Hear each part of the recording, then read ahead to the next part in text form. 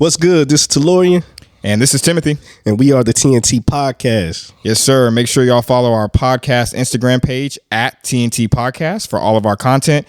You can also listen on Spotify, Apple Podcasts, and make sure y'all subscribe to our YouTube channel as well. All links will be in the description. Thank you for tuning in and enjoy the show.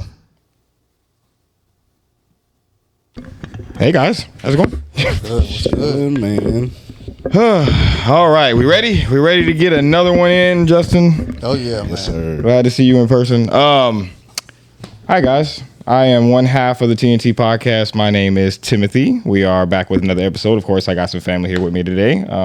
Tellurian, what's good with you? I'm good, man. It's the other half of the TNT Podcast, and yeah, bro, got our brother here on. We got Justin in the building today. Oh, yeah. How does it feel? We seen you on Zoom, and now you in the flesh. Man, look, ever since I saw y'all first started doing this on the couch, bro, I just knew I had to get myself on here, man. I had to get an episode with y'all like this.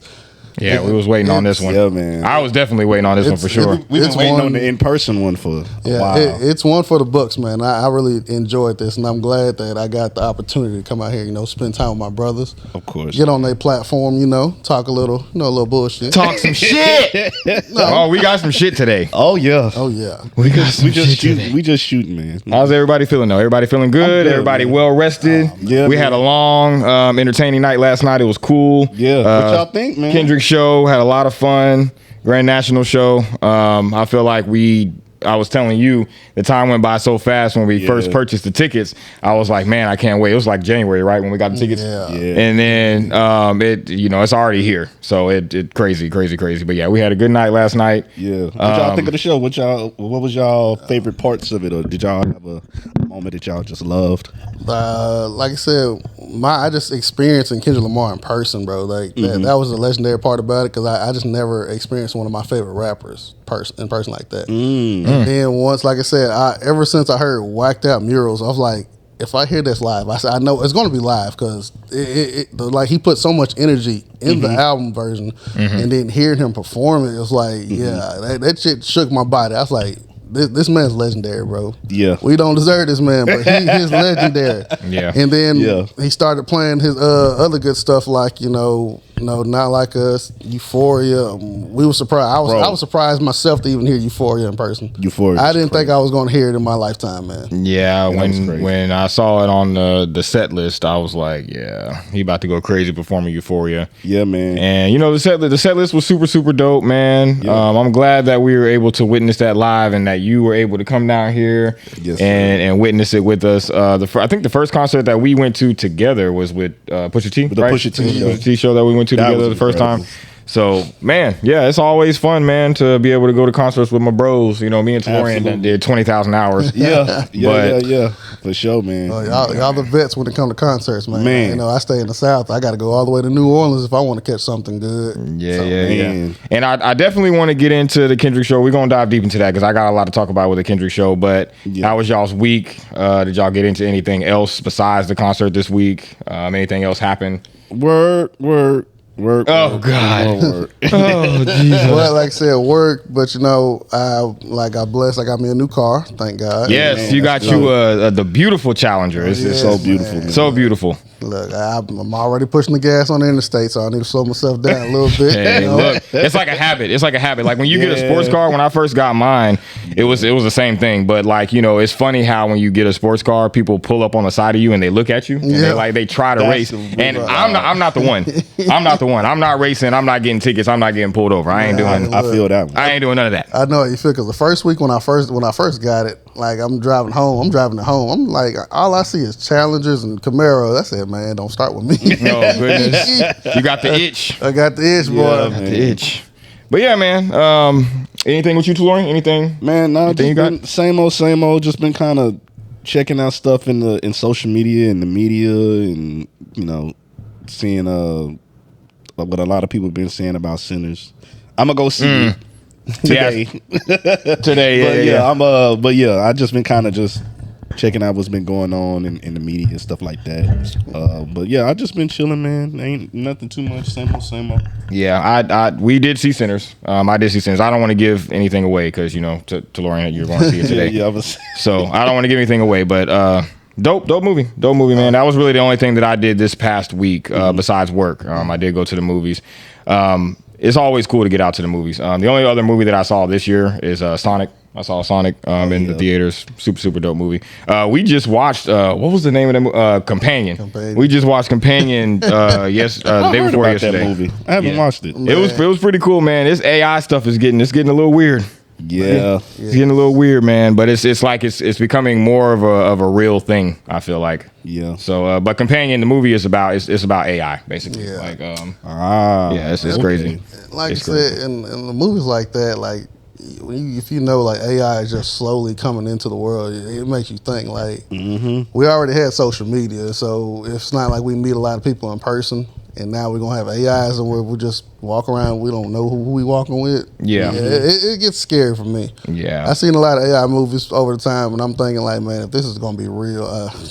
Speaking of AI, what's up with your boy Kanye, bro? Oh Lord, is this really Kanye? His clone is malfunctioning. Look, the Kanye clone malfunctioning, bro. Kanye clone. Is this Kanye, bro? What's your boy on, man? Look, it's not through the wire no more. He is the wire, bro. He's the wire, bro. And it's haywiring right now. That's crazy. It's haywire. He is the wire. He is the wire. Is nuts. It's fun. Yeah, that's crazy. That's crazy. What's up with him, man? He needs something. I love Kanye, but my goodness. Yeah. We don't have to know everything your brain is thinking, bro. Like we don't have to, bro.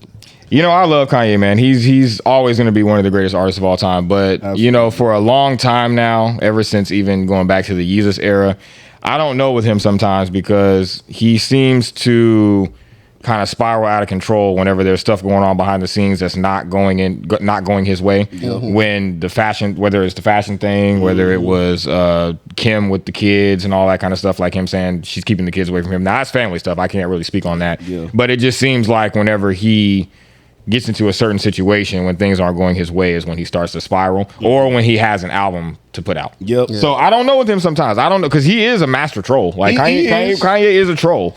But is this stuff all right to stay relevant? I don't know. It's like he's trying to do stuff to stay like him saying relevant. Tyler the Creator and Kendrick are the worst rappers ever or most overrated rappers ever. Bro. That shit is hilarious. That's funny. That's funny. No matter regardless of how you feel, that's hilarious. Yeah. Hearing Kanye say that. Yeah. I mean, and me, it's entertaining. I'm gonna watch the interviews and stuff, and like when you see the tweets or whatever, you like, bro, what? But it's like if this is an album rollout, I don't know if this is the way you should be doing album rollouts or whatever this is for. I don't know. And like I said, I was thinking the same thing. Like I'm thinking, okay, Kanye finna drop a nice little album because when he talk about people, you know, he got something coming behind it. Yeah, and I mean, he put out 2 albums. It's Bully and what's the other one? It's well, I mean, I don't know if he put it out, but what was it? World War III? Yeah. And he had like a Nazi cover. Yeah, I need Bully on streaming platforms. Bully is fire, bro. Yeah, Bully. I need that. Waiting on some like Bully on streaming platforms because I need to watch it on YouTube now. And that's all. I think the only place it's at. I think. Yeah, man. I don't know, man. All I can do is pray for Kanye, man. He's spiraling, and it's like what we was talking about before. I don't think nobody can be canceled, but I think he's slowly tarnishing his image. You know what I'm saying? And that's the part which is so funny because he'll be the person that'll say you can't cancel me because I feel like every time he does something. It's that joke that I was making when I was saying people were like, he made graduation ain't gonna work no more. Like that's not gonna cut it.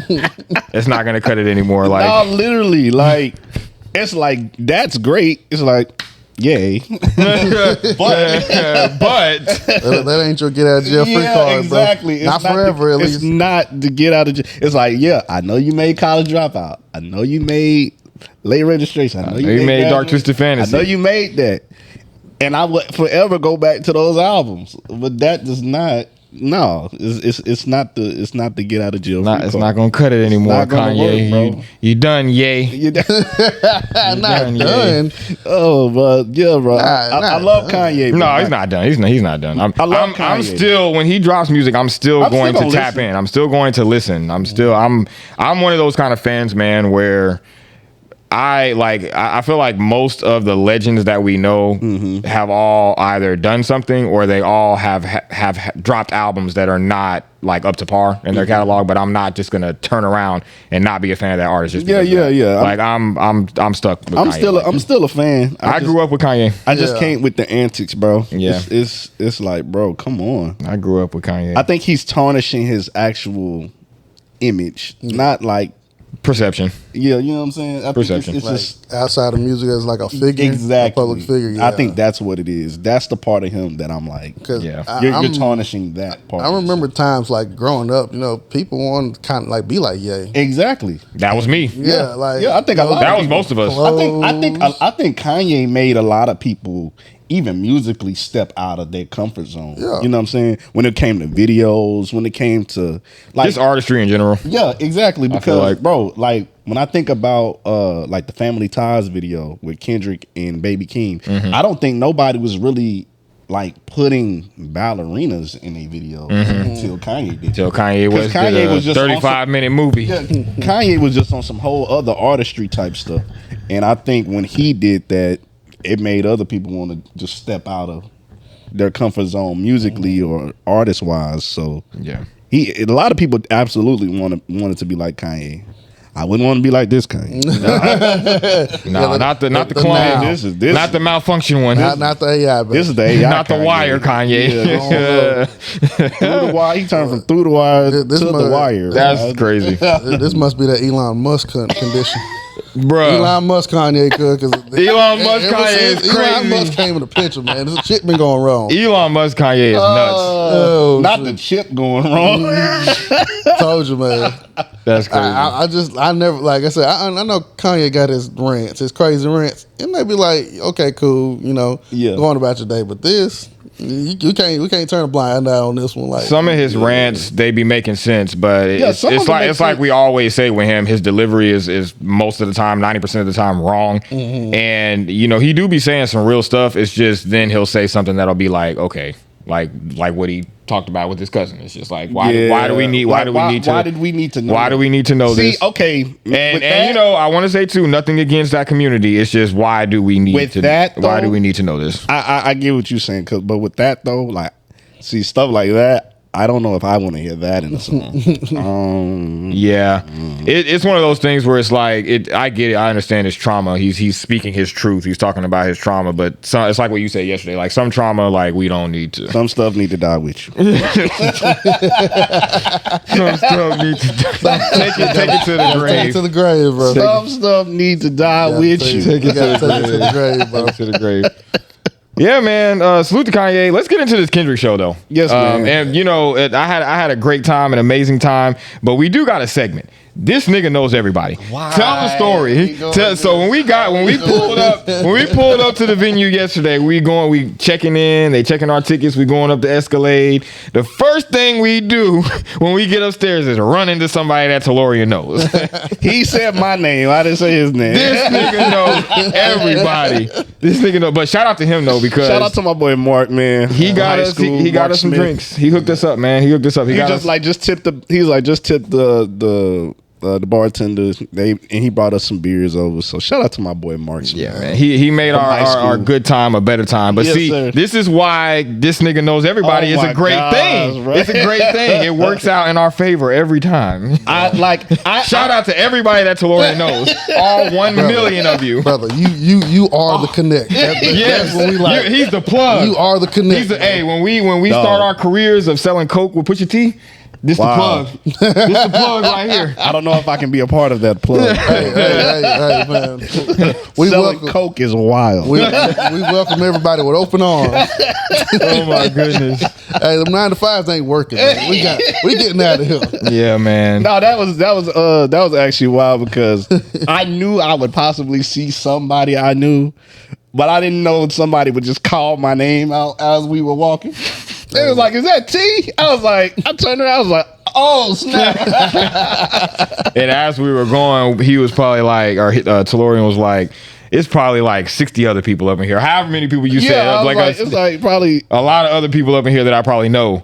And I'm pretty sure it was the same for me too. But anyway, this nigga knows it's just everybody. the fact that we ran into somebody that moment that fast. Yeah. We hadn't even sat down yet. That was the crazy part. Like I was like, shout out to Mark for the beers though. Yeah, shout out to him. Like I said, we ran into the right person. He got something. Yes. No, for real. We ran in, we had the right person with us to run into the right person.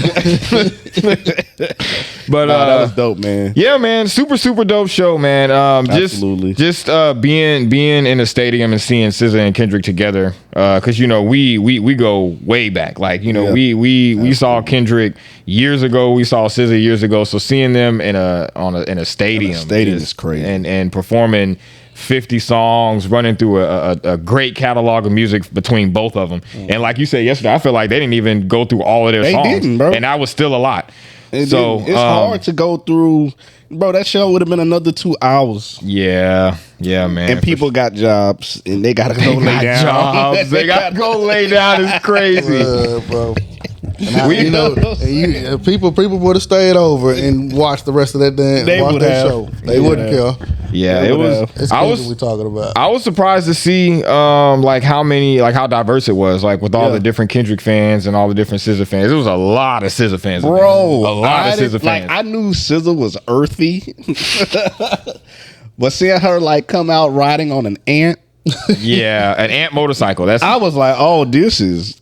And seeing praying mantises and just like trees and butterflies, flowers. She had the butterfly. She was flying at one point. Like she was a butterfly. Yeah, she was the butterfly. I was like, oh, SZA on her Disney. Like, that's crazy. She on her Tinkerbell Peter Pan stuff. That's crazy. That's what I like about SZA's energy. Like it's that conscious energy. Like even off her newest album cover for the deluxe version of SOS. Yeah. It was her like in a little alien costume. Yeah, I remember seeing that. Like yeah. she's not just normal. Like it's not a. She's normal, but it's a cool normal. Yeah. She's into stuff like that. You know that's like what brings her music out too as well. Yeah, real deep in nature, insects and plants and stuff like that. Yeah. I knew she was earthy, but like that took it to that was like earthy on steroids. Like it was like she's always been that way. I mean, you know, I love SZA, but you know, I became a fan of SZA because of her EPs and tapes before the album stuff came out, because she was real experimental. She was doing like weird topics and weird sounds and stuff like that. So that's the SZA that I fell in love with. But yeah, just seeing how far she's come, like as an artist and, you know, just as a star, like, you know, because we say all the time, like not saying that she didn't have the potential to be this big. I just didn't see, like, I didn't foresee it happening. I didn't foresee her being this big of an artist. So that's super, super dope to see. And same thing with Kendrick, man. Yeah. But Kendrick was destined for this. I saw it happen. Kendrick was destined for this. So it's not a surprise with him at all.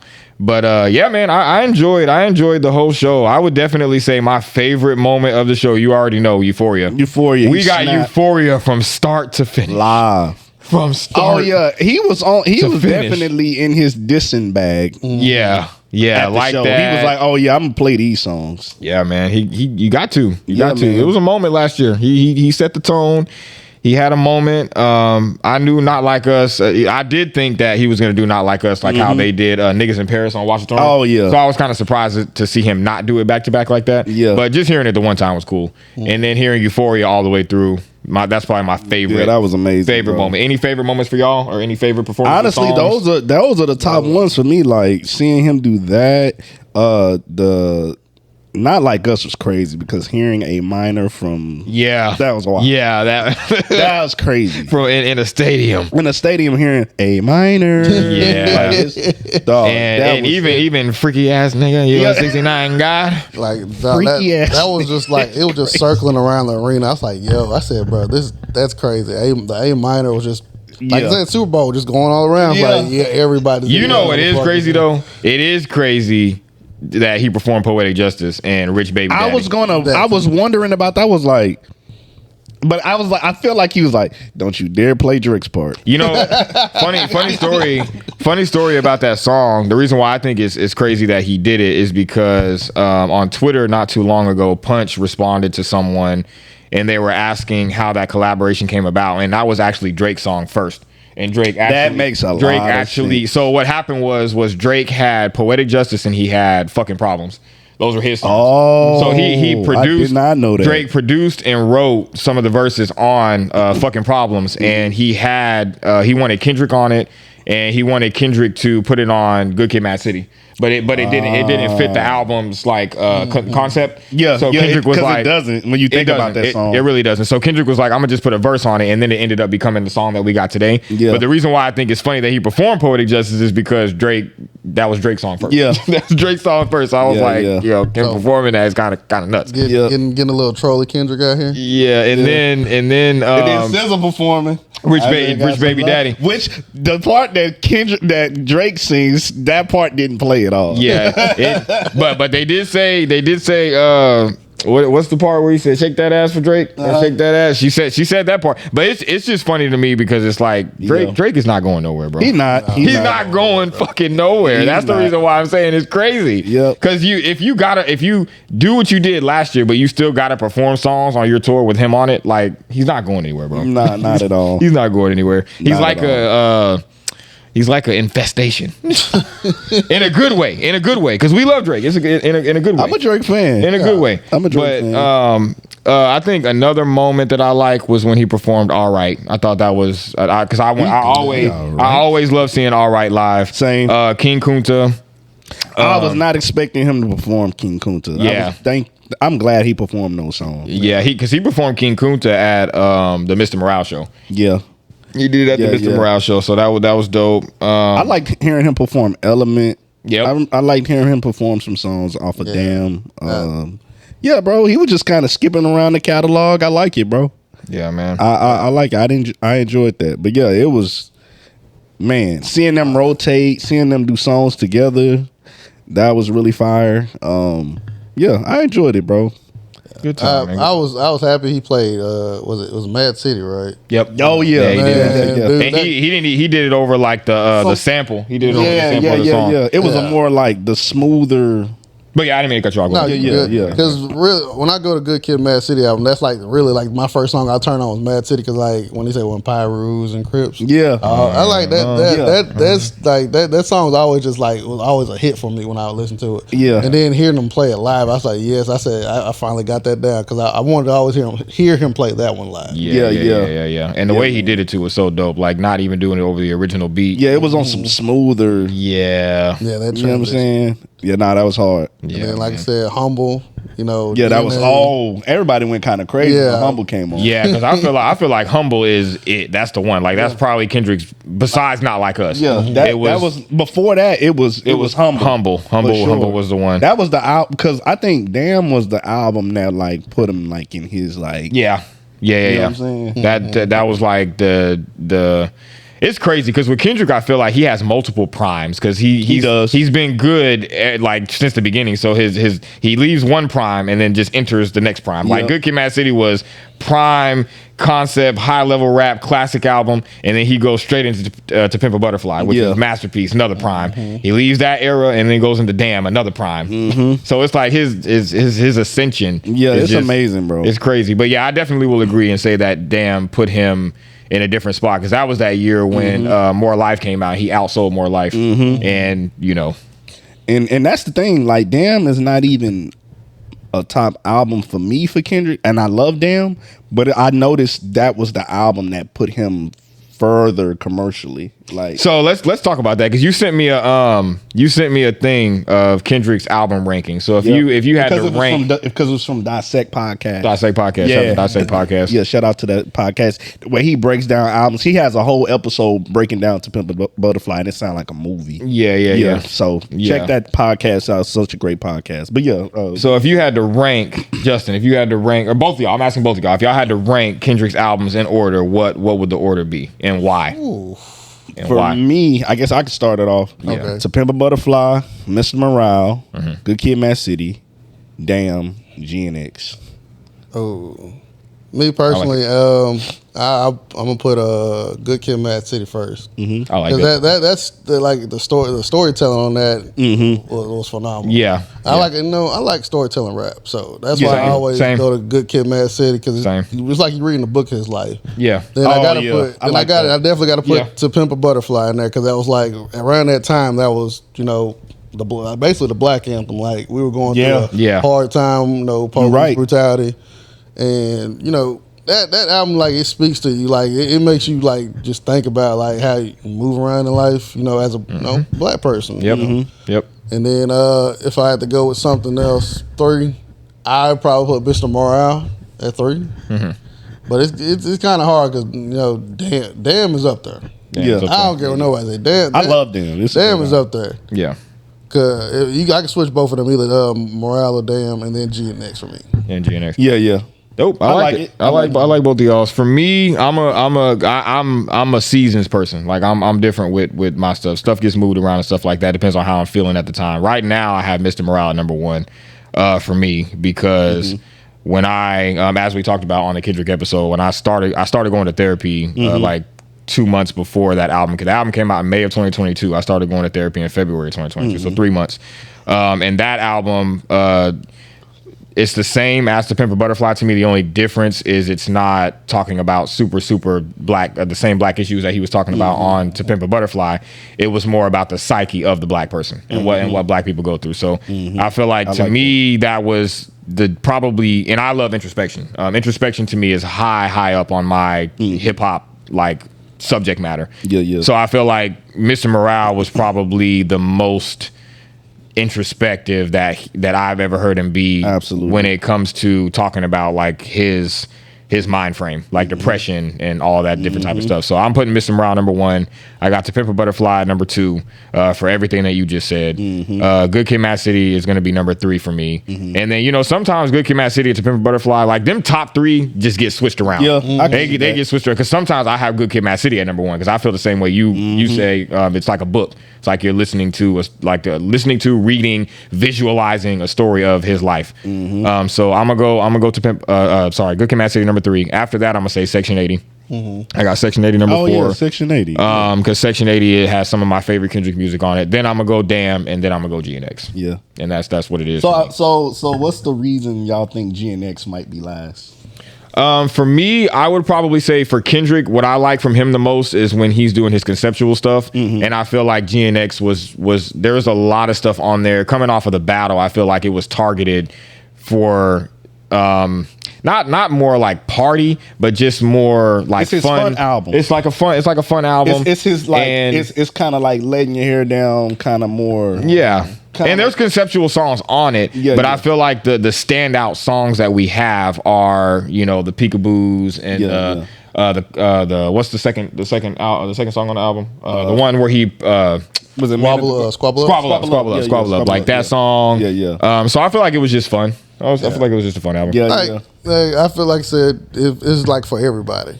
It's because like I said, I have friends that talk like I can't get into him because he do this, and this, and I feel like GNX was like it gives you everything. Starter pack for.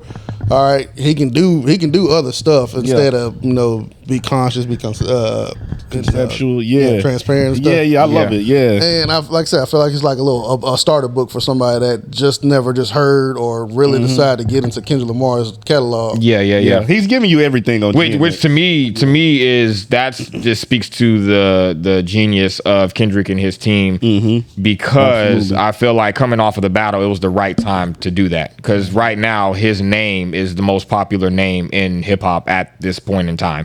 So there's no better time to drop your album that will introduce you to new fans who are not only not familiar with his music, but just not really familiar with hip hop and what hip hop really is. So and I think he did a good job at putting fun songs on there, but then giving you the Reincarnated and Man at the Garden and Gloria, like, cause those are still conceptual, and even the Hard Part 6, like those are still conceptual songs. Absolutely. But he has a lot of fun stuff on there. So that's why I would put GNX last. It's not a bad album. It's a really, really good album. And Kendrick has no bad albums in his catalog.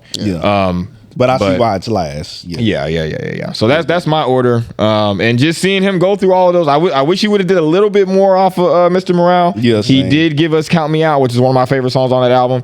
I should have went to that tour. Yeah, that was different. I should have went to the tour, bro. Yeah, this one was definitely dope, but Mr. Morale was different to me. I have a spiritual and just like different type of connection with that album. With that album and that era and that show of Kendrick. Yeah, and maybe one day another one of his will move up to number one, but right now Mr. Morale that's it for me. Like that. I don't know why.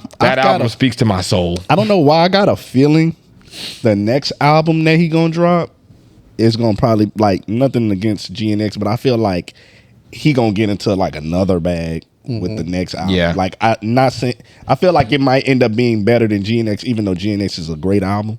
I don't know why I feel like the next album might end up being better because he gonna be back on his like rapidy rap type stuff. Yeah. And then it's gonna be almost probably like getting ready to exit.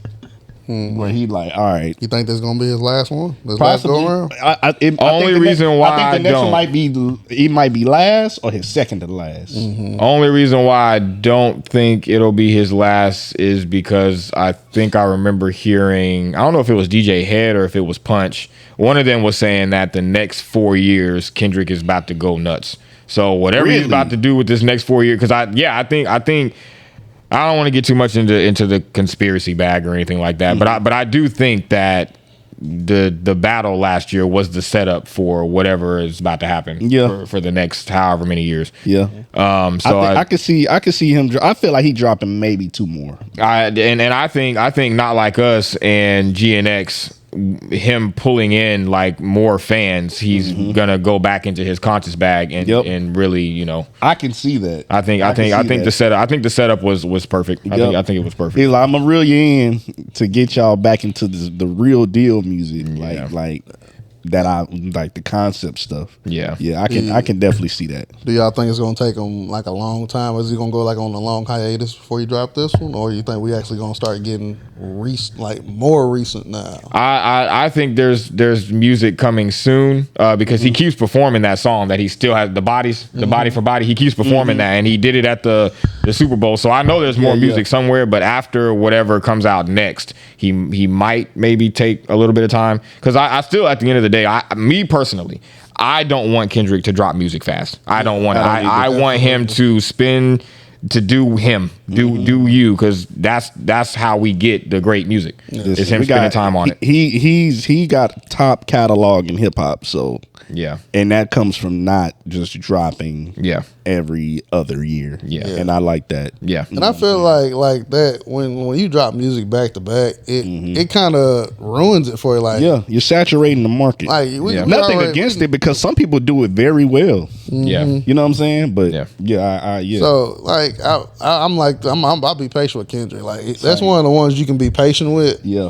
Cause like I said, you don't want to just run out like, whoa, well, we heard this now. Shit, you finna drop another? Like, we can wait. We like the people at the little wine tasting, you know. We could taste it, and we could wait for the next little things to come around. And I feel like, it's different. It's different type of hip hop fans. I feel like we're the type of hip hop fans that can appreciate the waiting long and getting quality. And I don't think, I mean, every hip hop listener is different. Everybody's different. Some people want the stuff fast. Because, I remember Joey Badass a couple of years back when he put out his last project. He put out a tweet where he went on a rant, and he was like, how are y'all already wanting more music from me? And this album has only been out for like a month. Have you been able to digest? And Joey Badass. Like, exactly. And I love he Joey. raps. He's a rapper. So you have to unpack his bars and all of that.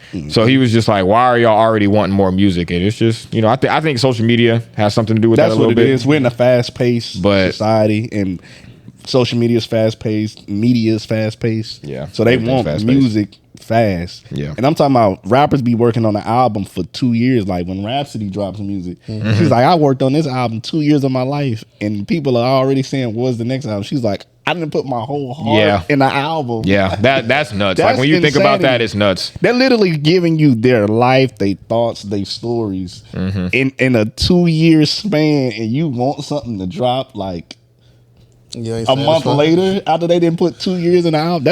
That's actually insane. Like, are you not entertained? Like, yeah, I know. but really, that's really what I think it is. It's they want to be so entertained, but I think certain artists don't want to just entertain. Yeah. They want to provoke thought. Yeah. They don't want to just entertain. Yeah. That's why I love KRS-One so much, because it's like it's on some edutainment type stuff. Yeah. Like, you know what I'm saying? Like, yeah. But that's what it is. They want to provoke thought. They don't want to just straight up entertain. So people that want to constantly be entertained, they want music way faster, I think. Yeah. And they don't like to wait. But if you invested into real artistry, you will wait on the real artists. Like, you know what I'm saying? That's why my favorite artists, it take them time, and they might not even have an insane amount of albums. But it's like I told Tim before, I'd rather it be a person that has 5 albums that are close to masterpieces than 10 albums that are just all right. Yeah. Hit and miss. Yeah. You know what I'm saying? Yeah. I prefer that. Like, they be like, dog, you got 5 albums that are like no misses. Yeah. Over 10 albums that are like, Yeah. yeah. Yeah. You know what I'm saying? I'd rather have a 5 album. Yeah. That are like really good or almost close to perfection. Yeah. Than the 15 albums that ain't got, that you just like, I like 2 songs out of 20. Yeah. Like, you just you're wasting my time. Heck yeah, especially, You know what I'm especially saying? them 30+ song CDs. You know, Oh yeah, because you already know I don't do We long. talked about that yesterday. I don't like long albums. We talked about that yesterday. I feel like everybody that watches us should know that by now. Yeah, Like, I with mean, me, we a quality over quantity type of podcast anyway. I don't like long albums. Like, I don't care who it is. I don't care who it doesn't matter who it is. I don't care. Yep. I don't care. like, well, that 12, 15 is that sweet spot.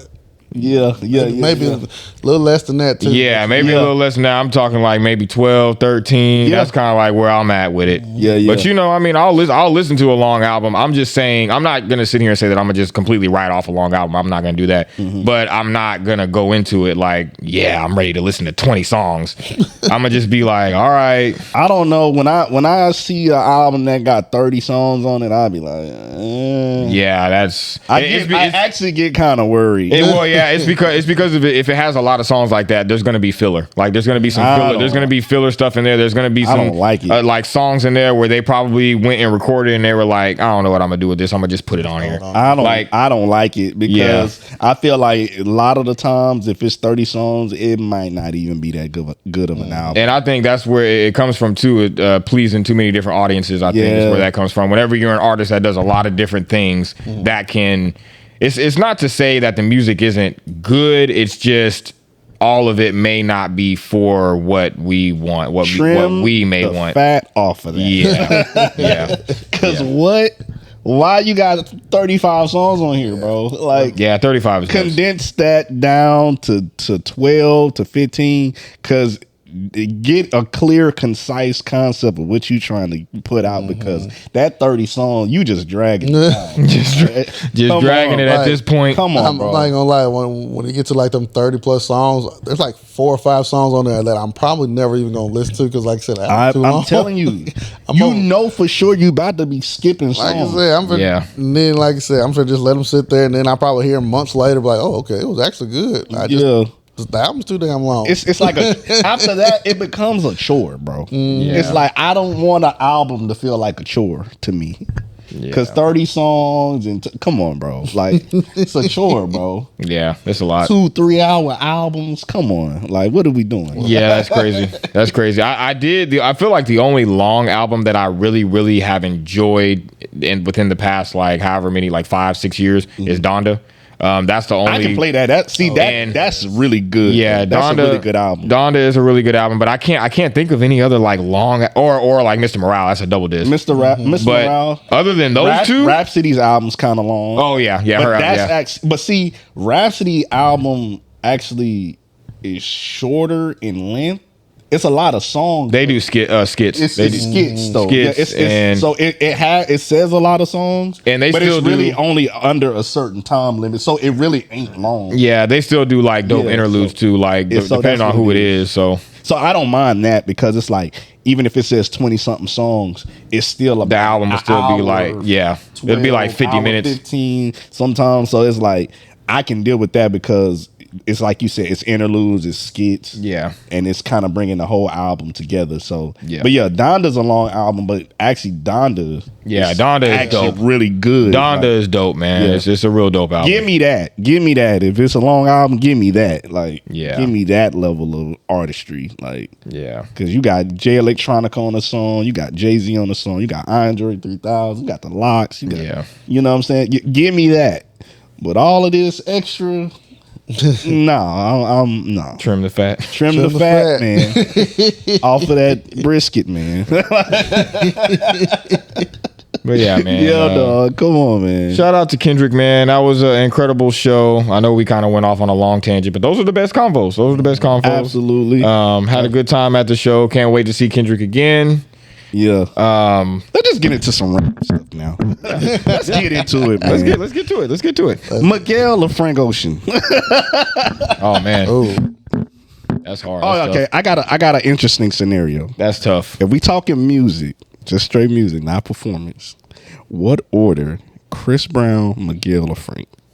You said just music? Just music. Just music? Miguel, Frank, Chris Brown. What order?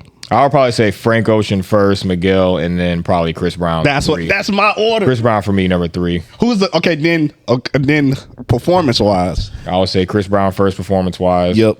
Frank Ocean doesn't exist, so I'm going Miguel second. Frank Ocean last. I'm going Chris, Miguel, Frank. Frank Ocean last because Frank Ocean don't. Where is he?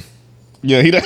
Where is he? Yeah, I was going to ask y'all the same thing. Where is he at? Like, we see him perform like once every 10 years. Yeah. Like, where is he at? Yep. So it definitely goes performance wise. Chris, Miguel, Frank. Music, Frank, Miguel, Chris. But going back to your Frank and Miguel question, musically, That's tough. I'm not going to actually. That's what I'm about to say. Miguel and Frank is actually hard because I really love Miguel's music. I love Miguel's music because it's the traditional R&B. Miguel is different. Frank Ocean is more like conceptual, deep, and sometimes it's hard, sometimes I don't be wanting to hear that. So like Miguel, and I'm not saying all the time. I love Frank Ocean, but like sometimes I just want to hear good R&B. Yeah. So like. Miguel personally, me, I'm probably gonna go with Miguel.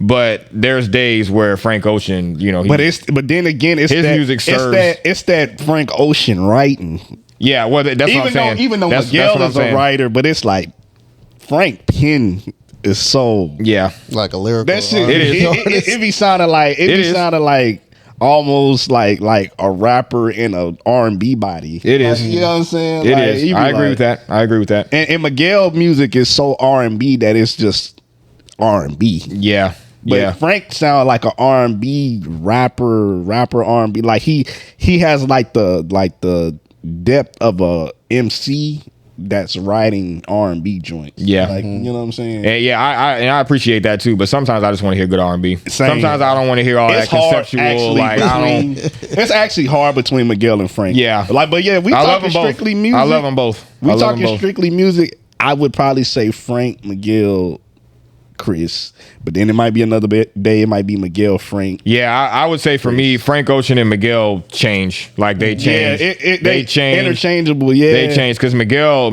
I remember when I met Miguel, and when I walked up to him, I was like, thank you so much for still making that traditional, like that R&B, like that love making good sounding R&B. Yeah. And he was like, that's dope. I appreciate that. That's why I fucking love Miguel. Yeah, Miguel. So is that dude. them two to me is different because there's days when I do want to get up and I want to hear some conceptual, like deep writing, but then I just want to. Some days I just want to be like, I just want to hear some good R&B. Yeah, I just want to hear some R&B. So I love them all though. I love all three of them.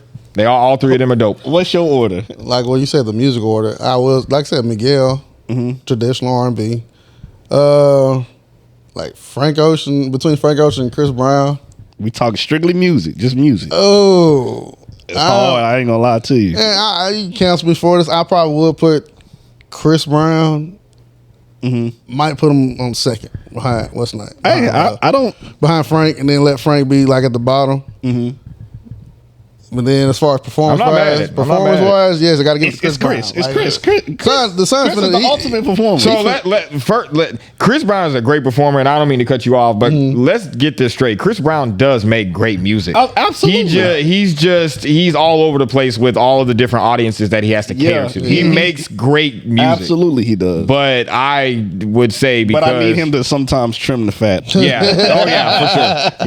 Yeah, definitely. 30-song album. Definitely. Trim the fat for sure. We had a conversation with a friend about this, about like, do y'all think Chris Brown can possibly do a traditional R&B with I think he can. Arsenal?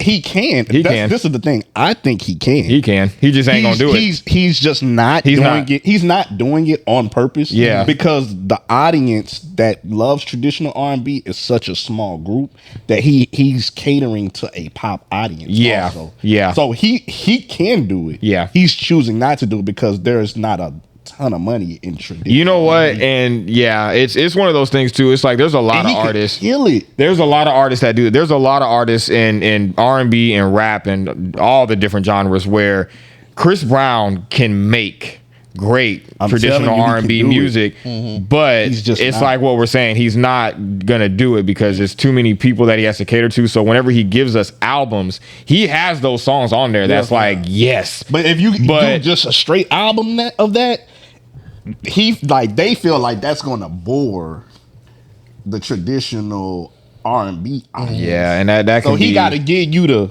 these hoes ain't loyal. Like he got to give you that. Like, you know what I'm saying? Like that's how I feel about J. Cole, because I feel like J. Cole, when he first dropped his first album, he was saying that he had to like cater to the label and all that type of stuff instead of just doing Friday Night Lights. That's why we didn't like him. That's why we didn't like him. You know, but it's trying to cater to different audiences, and I feel like you have to stay, you know, authentic and be you. See, now he's going crazy. He sound like he's returned to form. Friday Night Lights with J. Cole. He's returned to form. He's returned to form. It's like when you hear him rapping, he almost ain't leaving no space to not sound lyrically sharp. Like you be like, okay, yeah. J. Cole been on a good little run right now. Yeah, like he's snapping on everything. After that apology, it's like I can finally do what I want to do. Like, all right. I ain't gotta be in there.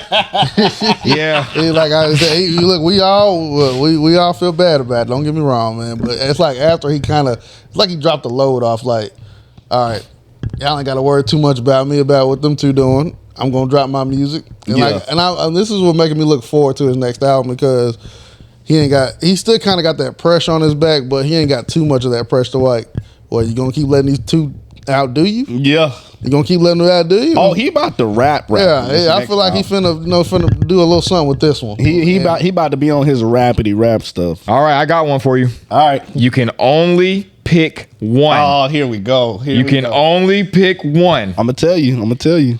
Kendrick, Good Kid, Mad City. Okay. Nas, Illmatic. Oh, no. Kanye, My Beautiful Dark Twisted Fantasy. No. Mos Def, Black on Both Sides.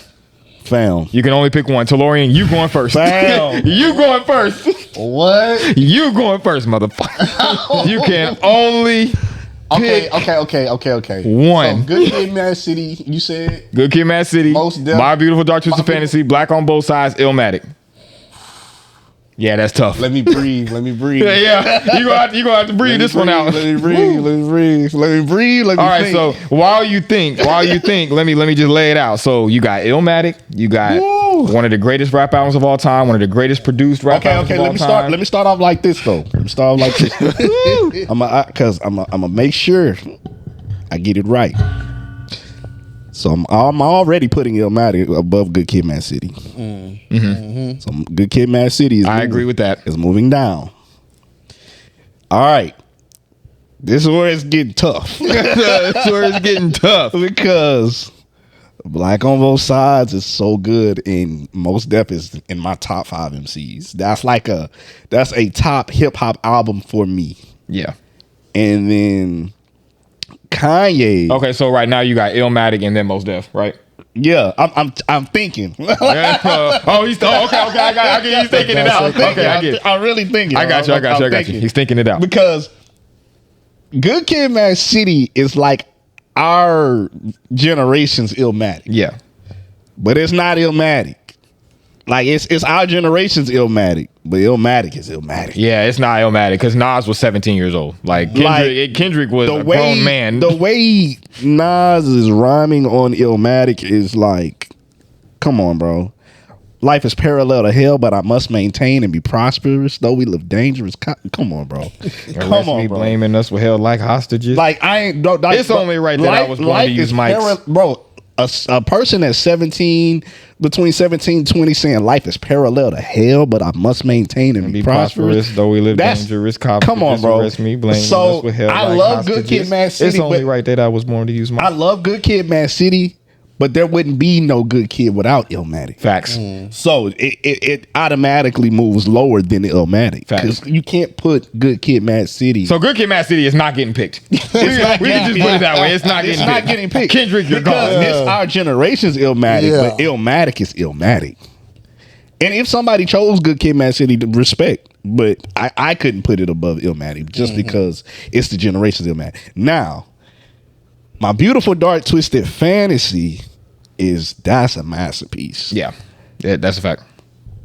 But I have this thing in my heart where I go back and forth between that and College Dropout, because it was like, you know what I'm saying? So it's like I want to rank it, but choosing one out of this, then it's like Black on Both Sides is perfect to me too. So if I had to choose the album that I would just have to hold with me, it would probably be Illmatic.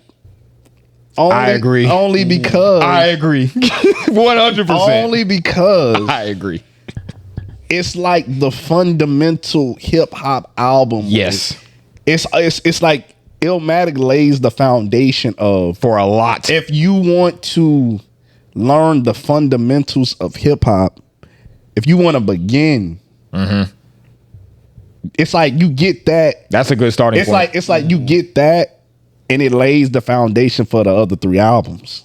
Facts. You know what I'm saying? Facts. I love the way you say that. You get Illmatic, and then you can see like on Black on Both Sides, there's like this, like this stuff that he's putting together to give you this good hip hop album. But it feels like Illmatic gives you the foundation, because My Beautiful Dark Twisted Fantasy is a masterpiece, but it's also a mixture of like this artistry mixed with rapping, because I low-key feel like we needed 808s and heartbreaks to get My Beautiful Dark Twisted Fantasy. Facts. So it almost feel like you colliding Good Kid. It feel like you combining College Dropout with 808 and Heartbreaks together and making My Beautiful Dark Twisted Fantasy. Yeah, like it's like that. It's those two albums merged together on steroids. Yeah, to give you that. But I feel like Illmatic is like the solid foundation of hip hop. Like you gotta the fundamentals of rhyming, the way New York State of Mind sounds, the way certain songs sound on that album. Like if you want to start with hip hop, start there. Like that's why I'm gonna give it. That's why I'm gonna give it to Illmatic. It's Illmatic for me, and let me tell you how influential Illmatic is. You know why I got that E&J? Y'all know my stilo with or without the airplay. I keep some E&J sitting bent up in the stairway. New York State of Mind. That's why I got that, because Nas did that. And like I'm not choosing nothing over Illmatic. And a lot of people know how important Nas is to me. Like Nas is Nas, man. It's a one-on-one. I feel like I feel like in a sense, like even though I'm picking Jay-Z over Nas any day, but I'm still choosing Nas. We can talk about that too. Yeah, I'm. But anyway, which one would you pick? They on the Jay-Z side. I'm gonna stick with Nas forever. I'm gonna put my phone out for this because I gotta remember Illmatic, because if that's the one, is that the one where I Gave You Power? That song. No, that's it. Oh my God, it was written. So it was written. Well, we can talk about that another time. Yeah, go ahead. So I still, like I said, Illmatic, like I said, was still, like I said, I still listen to it, but I always go to, the one where I Give You Power. But I never got a chance to finish Black on Both Sides? Yeah, Black on Both Sides. I never got a chance to finish that. I should finish that. That album is a treat, bro. I guess I just got them 3 albums down now. So, ooh.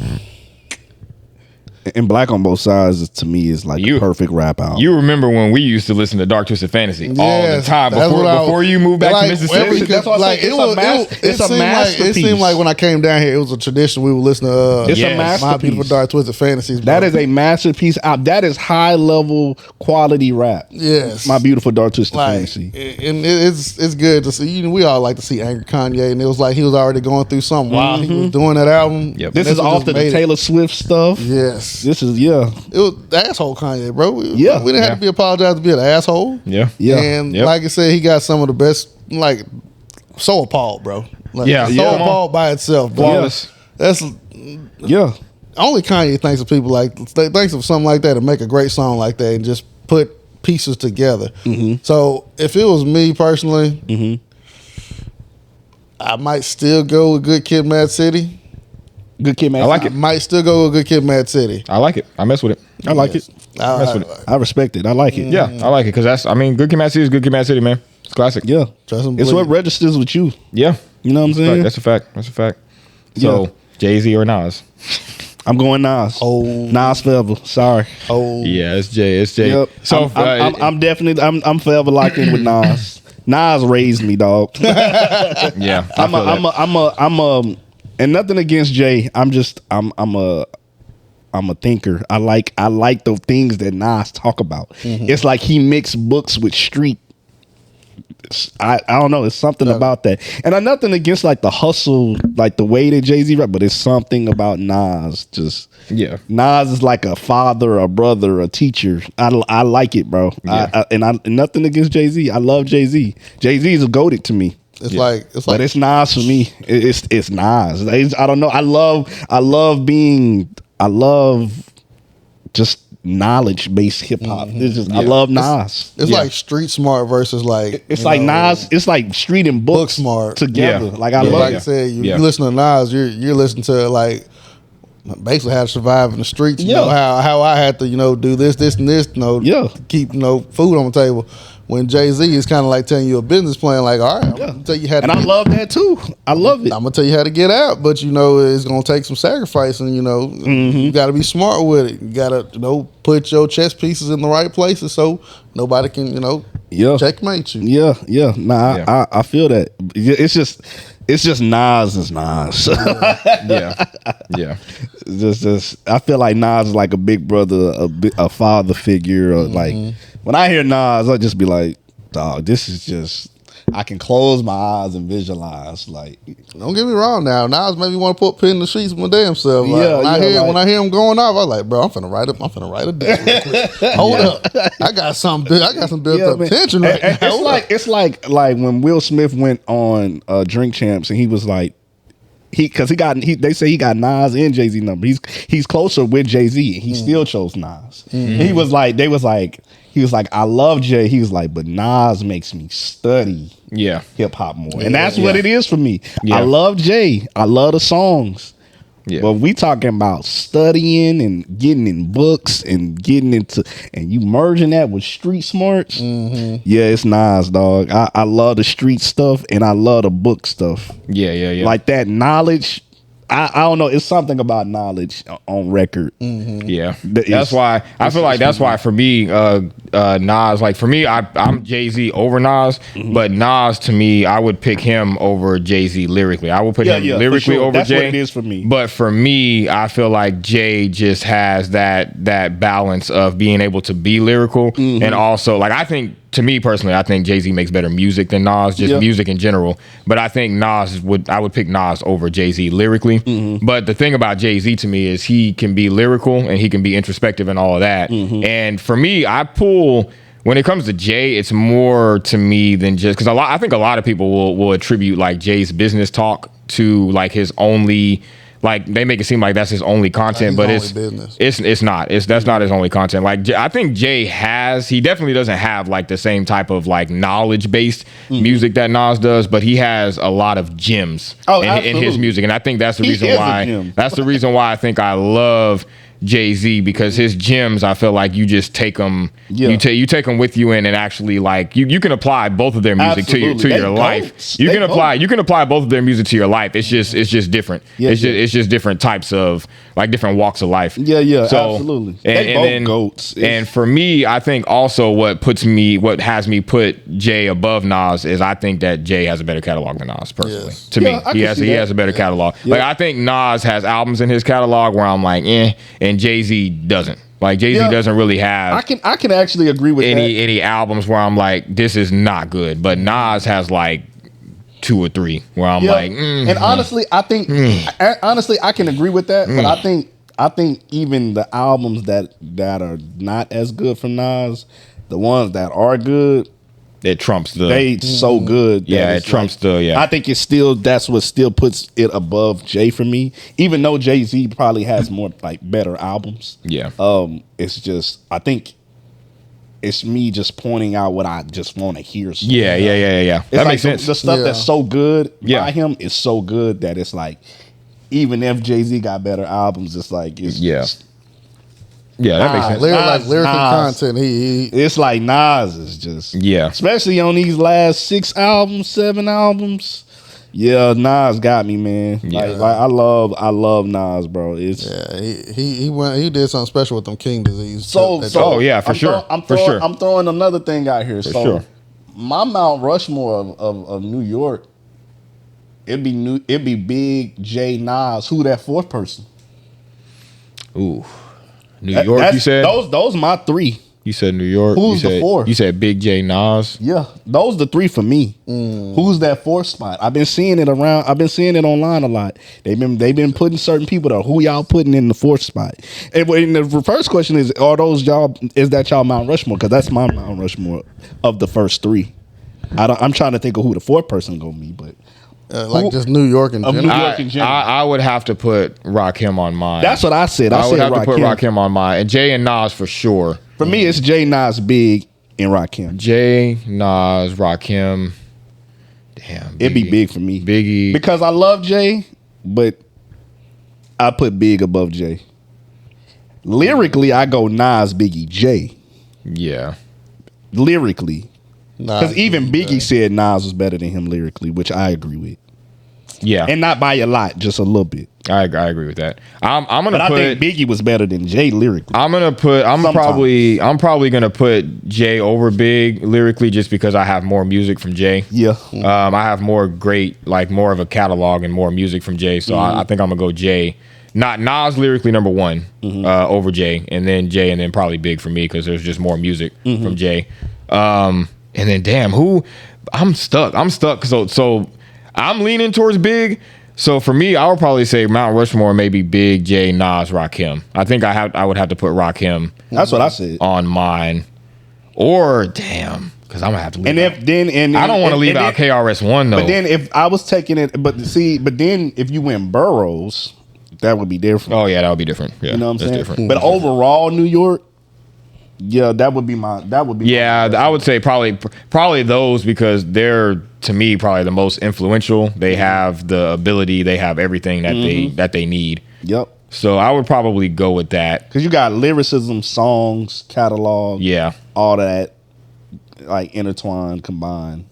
But yeah, I've been seeing that Mount Rushmore like a lot. That's rough. Yeah, it is. That's rough. I might have to think about this one. Who's a lot of other people's 4th person? Like some put Jadakiss. So it'd be Nas, Big. Jay, Jadakiss.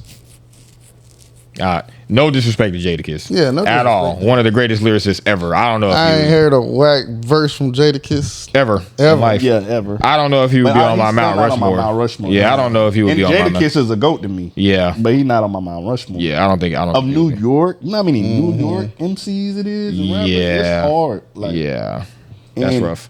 You gotta really think about it. It's hard. Like, you know what I'm saying? at a certain point, you might just have to do boroughs.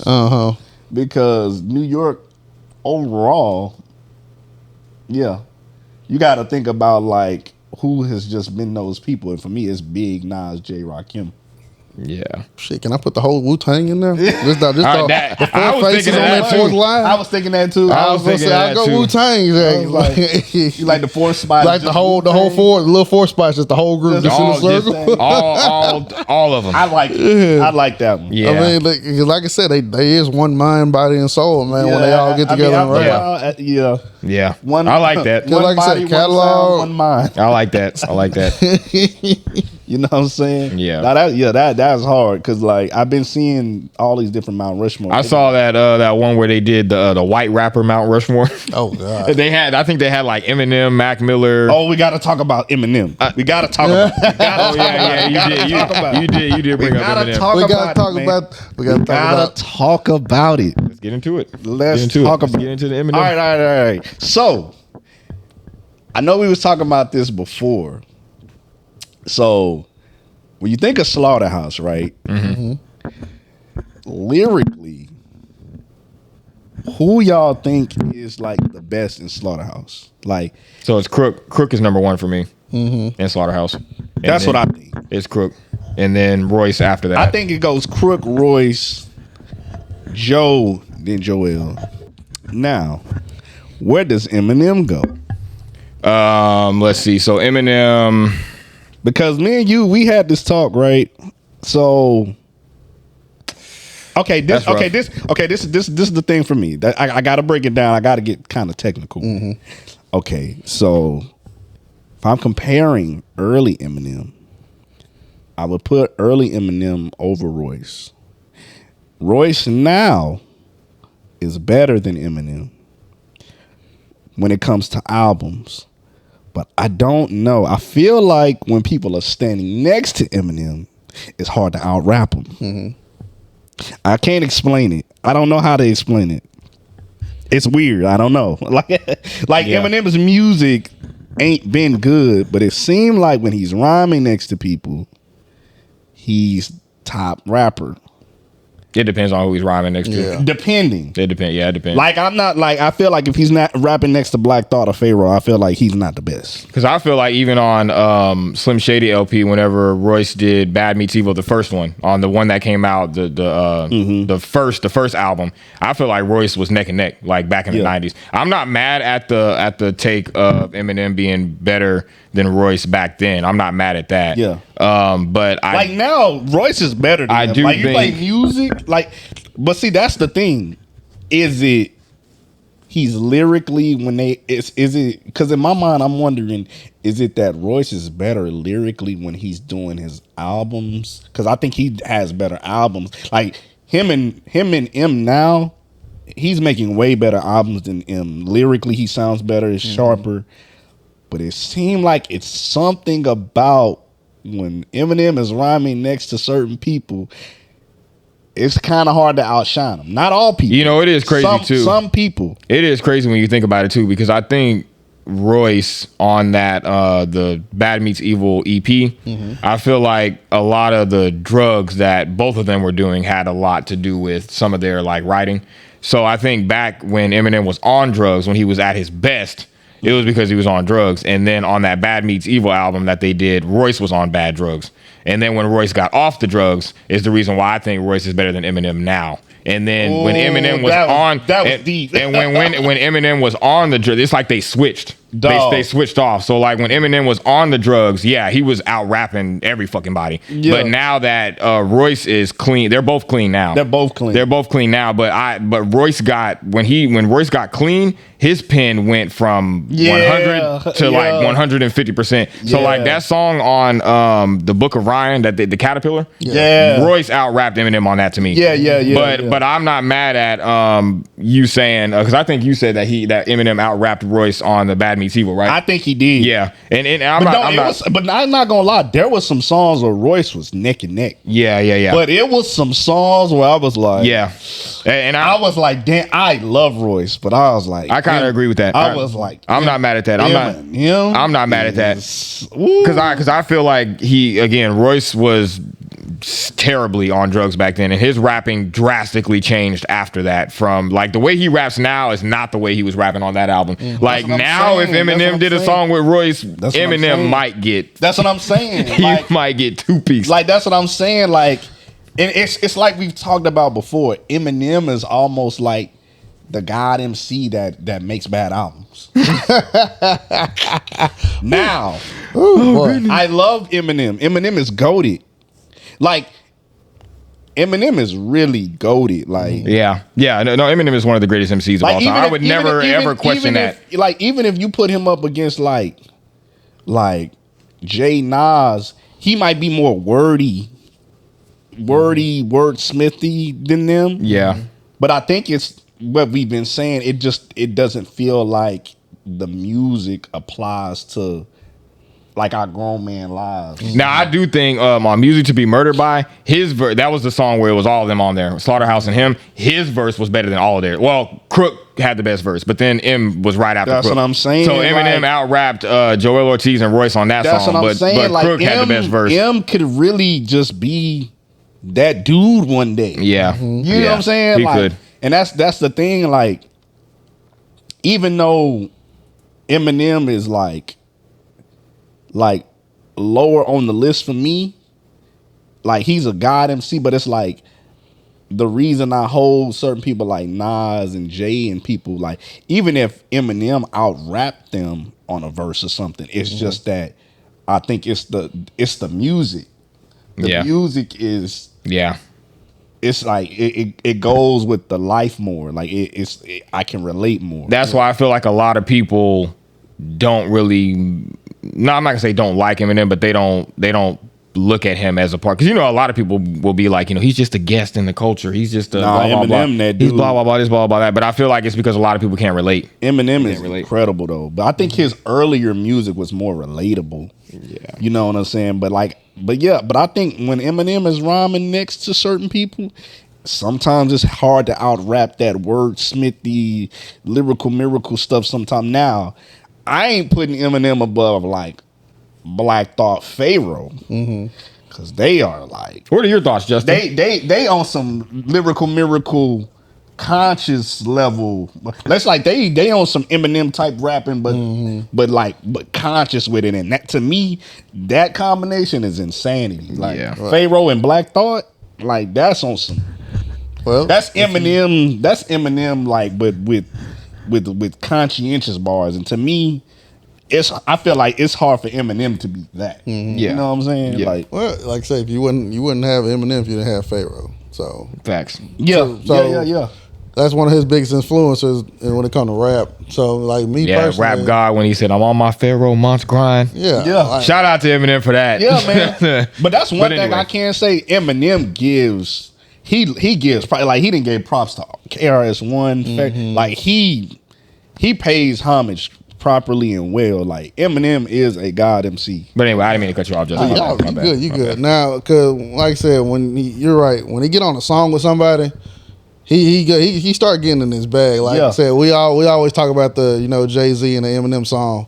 And we always go back and forth. Eminem got the best verse. Eminem, I feel like Eminem feel like, yo, it's Jay-Z we talking about here, man. I gotta show this man I can do what I can do. Yeah. So he gets on, he out raps Jay-Z, and I'm like, I go back and forth with it, but I said Eminem kind of just, he went Yonkers and that shit. I ain't gonna lie to you. It's like he took a hit of that 70s cocaine and just said, hey, I got to go mess with Jay real quick. I gotta go give him some bars real quick. And it's not by a lot though.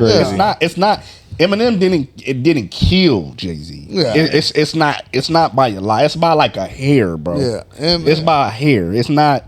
He didn't wash. It ain't no wash. Because Jay verses, Jay verses are good. His verse was fire. His verses are incredible. His verse was fire. It's funny too. Eminem is by a hair, bro. I be thinking about Nas, and I be thinking like Jay-Z has out rapped Nas a few times, like a few times he's out rapped Nas, like on that Black Republican.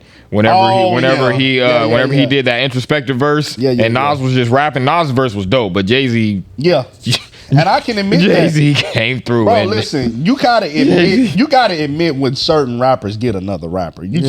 I can't deny it. Because that gets me, like, I be thinking about like when Jay and Nas get on songs together, or like the Renegade when Eminem and Jay get on songs together, and I just be thinking like, yeah, man, they just be out rapping each other. Yeah, bro. They just be out rapping each other, bro. They all just god level honestly, rappers. And it's like I don't even honestly like even though Eminem slightly had the better verse, I still don't even really care. The verses are just so. Oh yeah, they both so good. They're fire. Renegade is just I don't know if a lot of people noticed, but that song that was originally Eminem's song. It was original Eminem song. And it was supposed to be M and Royce. Yeah, that makes a lot of sense that M had a better verse because it was his song originally. So a lot of the times it's harder.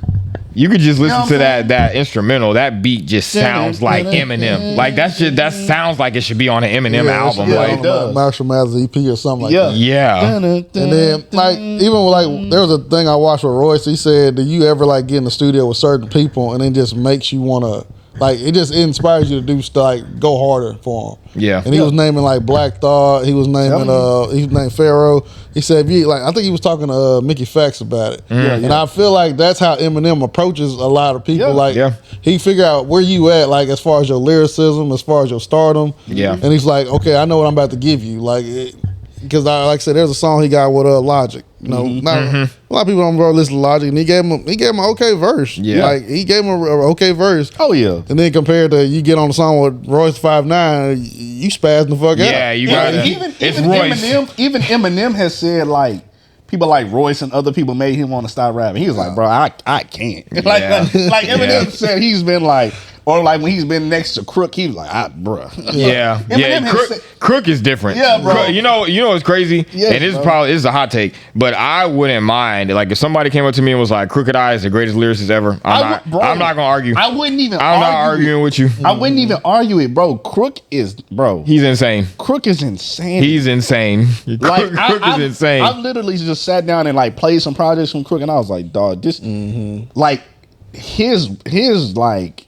his pen, the way he used words, bro. He a scientist, bro. Oh yeah, for sure. Yeah, bro. Crook is different, bro. And sometimes I still go to like the newer Slaughterhouse music and listen to them two go at it with each other, and it's like Crook is just like, hey, I'm giving you a head start, man. Yeah. You gonna catch up with me? Yeah. Don't get me wrong, Joel. He be right there behind him. Joel is nice. He be right there behind him. But Crook he's like, all right, I gave you a chance. I gotta show you. Now. I gotta get in here and show you real quick. When Crook is rhyming, bro, it's kind of hard for certain people to beat him. Like it's you got to go get a Black Thought or a Pharaoh to kind of. You know what's so crazy? You know what I'm saying? Whenever Royce and the Lupe situation happened, Royce did the Joe Budden podcast, and he said on there that Crook, because remember Crook and Joel dropped another Slaughterhouse album to basically show that it was ending, like Slaughterhouse was over,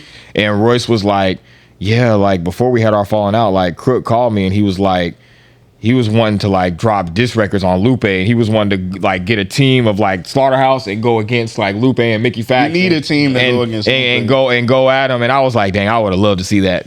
You need a team against Lupe because I would have loved to see that. Lupe is another one. Yeah, you gotta get a whole starting 4 for 1, nigga. Yeah. No, Lupe. I don't know the kind of brain Lupe got? I think Crook could do it. I think Crook could. I'm not saying he would have won. I'm just saying I think Crook could go at Lupe alone. I think he could go at Lupe alone.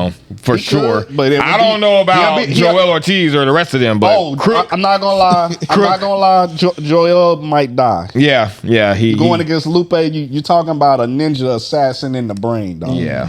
Nah. Yeah. Lupe is Lupe. Joel, but you know, Lupe admitted on live because Joe Budden was talking to Lupe on live, and he was like, "Why didn't you ever respond whenever I was shooting at you when I was going at you?" Because Joe Budden has dissed Lupe before, and Lupe was just like, "Because I know what your pen does." He was like, and I'm not saying Lupe was scared. I'm just saying Joe Budden is different. Like he's Joe different. Budden is different. He's different whenever it gets into that. Like I think he can be a methodical thinker too when he's doing that battle. Joe is slept that battle on, stuff dog. because he did some prophecies when he was going at Drake. Oh, yeah. he did some prophecies. And I love Joe Budden. and it kills me because, like I said, I got homeboys at home. Like they say, we don't listen to Joe Budden. Joe Budden ain't this and that. I say, you really? Y'all worried about that pump it up shit? Go to his real shit.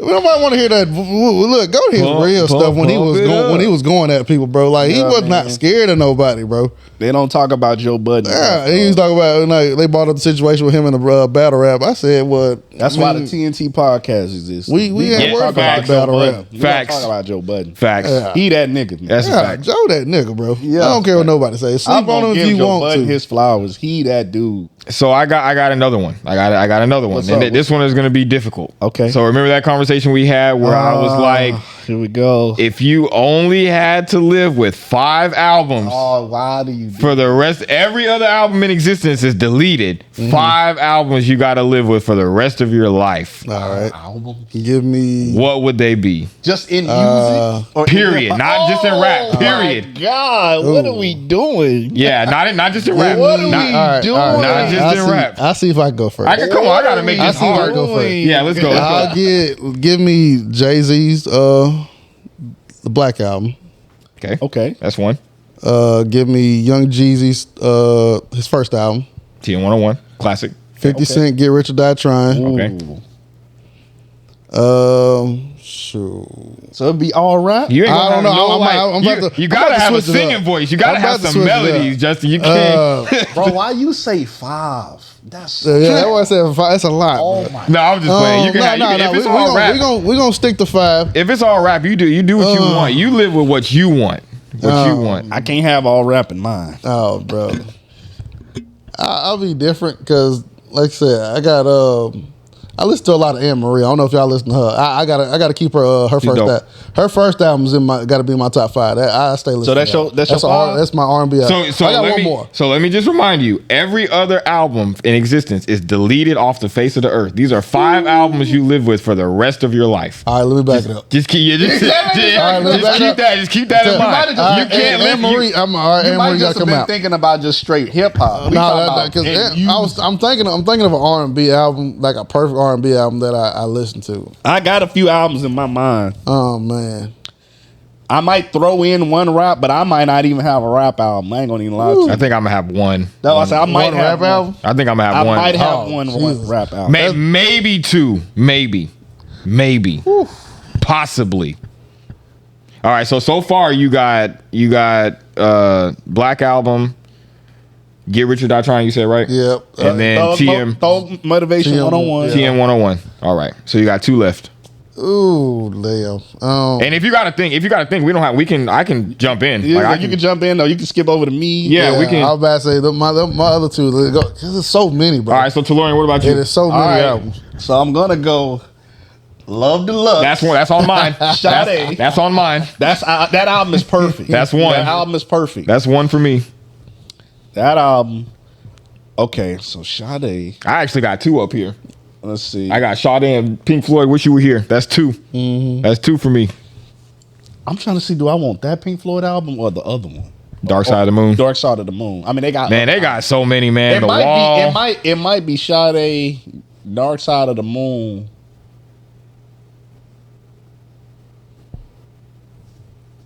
Thriller.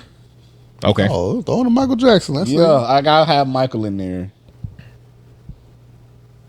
Oh, this is when it get hard.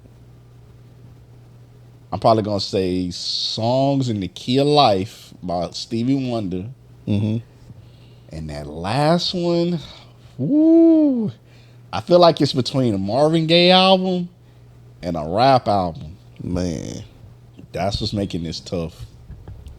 Actually, you know what I'm gonna do? I'm gonna pull back the Pink Floyd. I'm gonna go and I'm gonna put "What's Going On" Marvin Gaye, because I feel like I gotta have Stevie, Marvin, Michael, Sade, and I'm gonna throw in a rap album. So yeah, Sade, Love Deluxe, Michael Jackson, Thriller, Marvin Gaye, What's Going On, Stevie Wonder, Songs in the Key of Life, and in that last spot, It's probably gonna be. It's like I want to say maybe a Kanye album or a. Let's see, Most Def, Black Thought, Common, Nas, Andre 3000. I'm thinking of rappers like who just got perfect rap albums. Yeah. That last spot might go to College Dropout.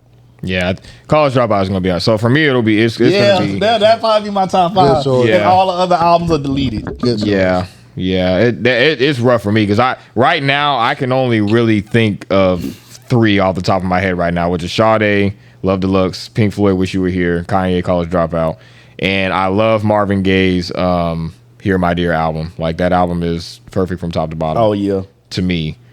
So I think I might put that on there for number 4. And then when I think of that 5th one, that's hard, bro. Oh my Lord, it would have been better. You said 10. Yeah, 10 would have been easier, but 5. Oh God, 5 is rough. So have you thought of anything else yet? I got 4. I gotta think of this last one. I gotta really think of this last one. Like I said, I'll probably have to put Wu-Tang's first album on there. See, man, I had to put Wu-Tang's first album on there. Yeah, I like it. I think so. That's why I said I might have 2. So I think the last one for me is going to be Only Built for Cuban Links. I think that might. I ain't gonna lie to you. I was thinking that on my 5 too. I was thinking about putting that on my 5 too, bro. That album is perfect. That's going to be my 5th one because like I love rap so much that I have to have. I can't like I love College Dropout. That's it. But like I need some like lyric, like I need Ghostface and like some lyric. Yeah, I need some of that. I need some of that. What I think why I put College Dropout is because Kanye can rap, even though College Dropout wasn't like him, like he was rapping at a high level.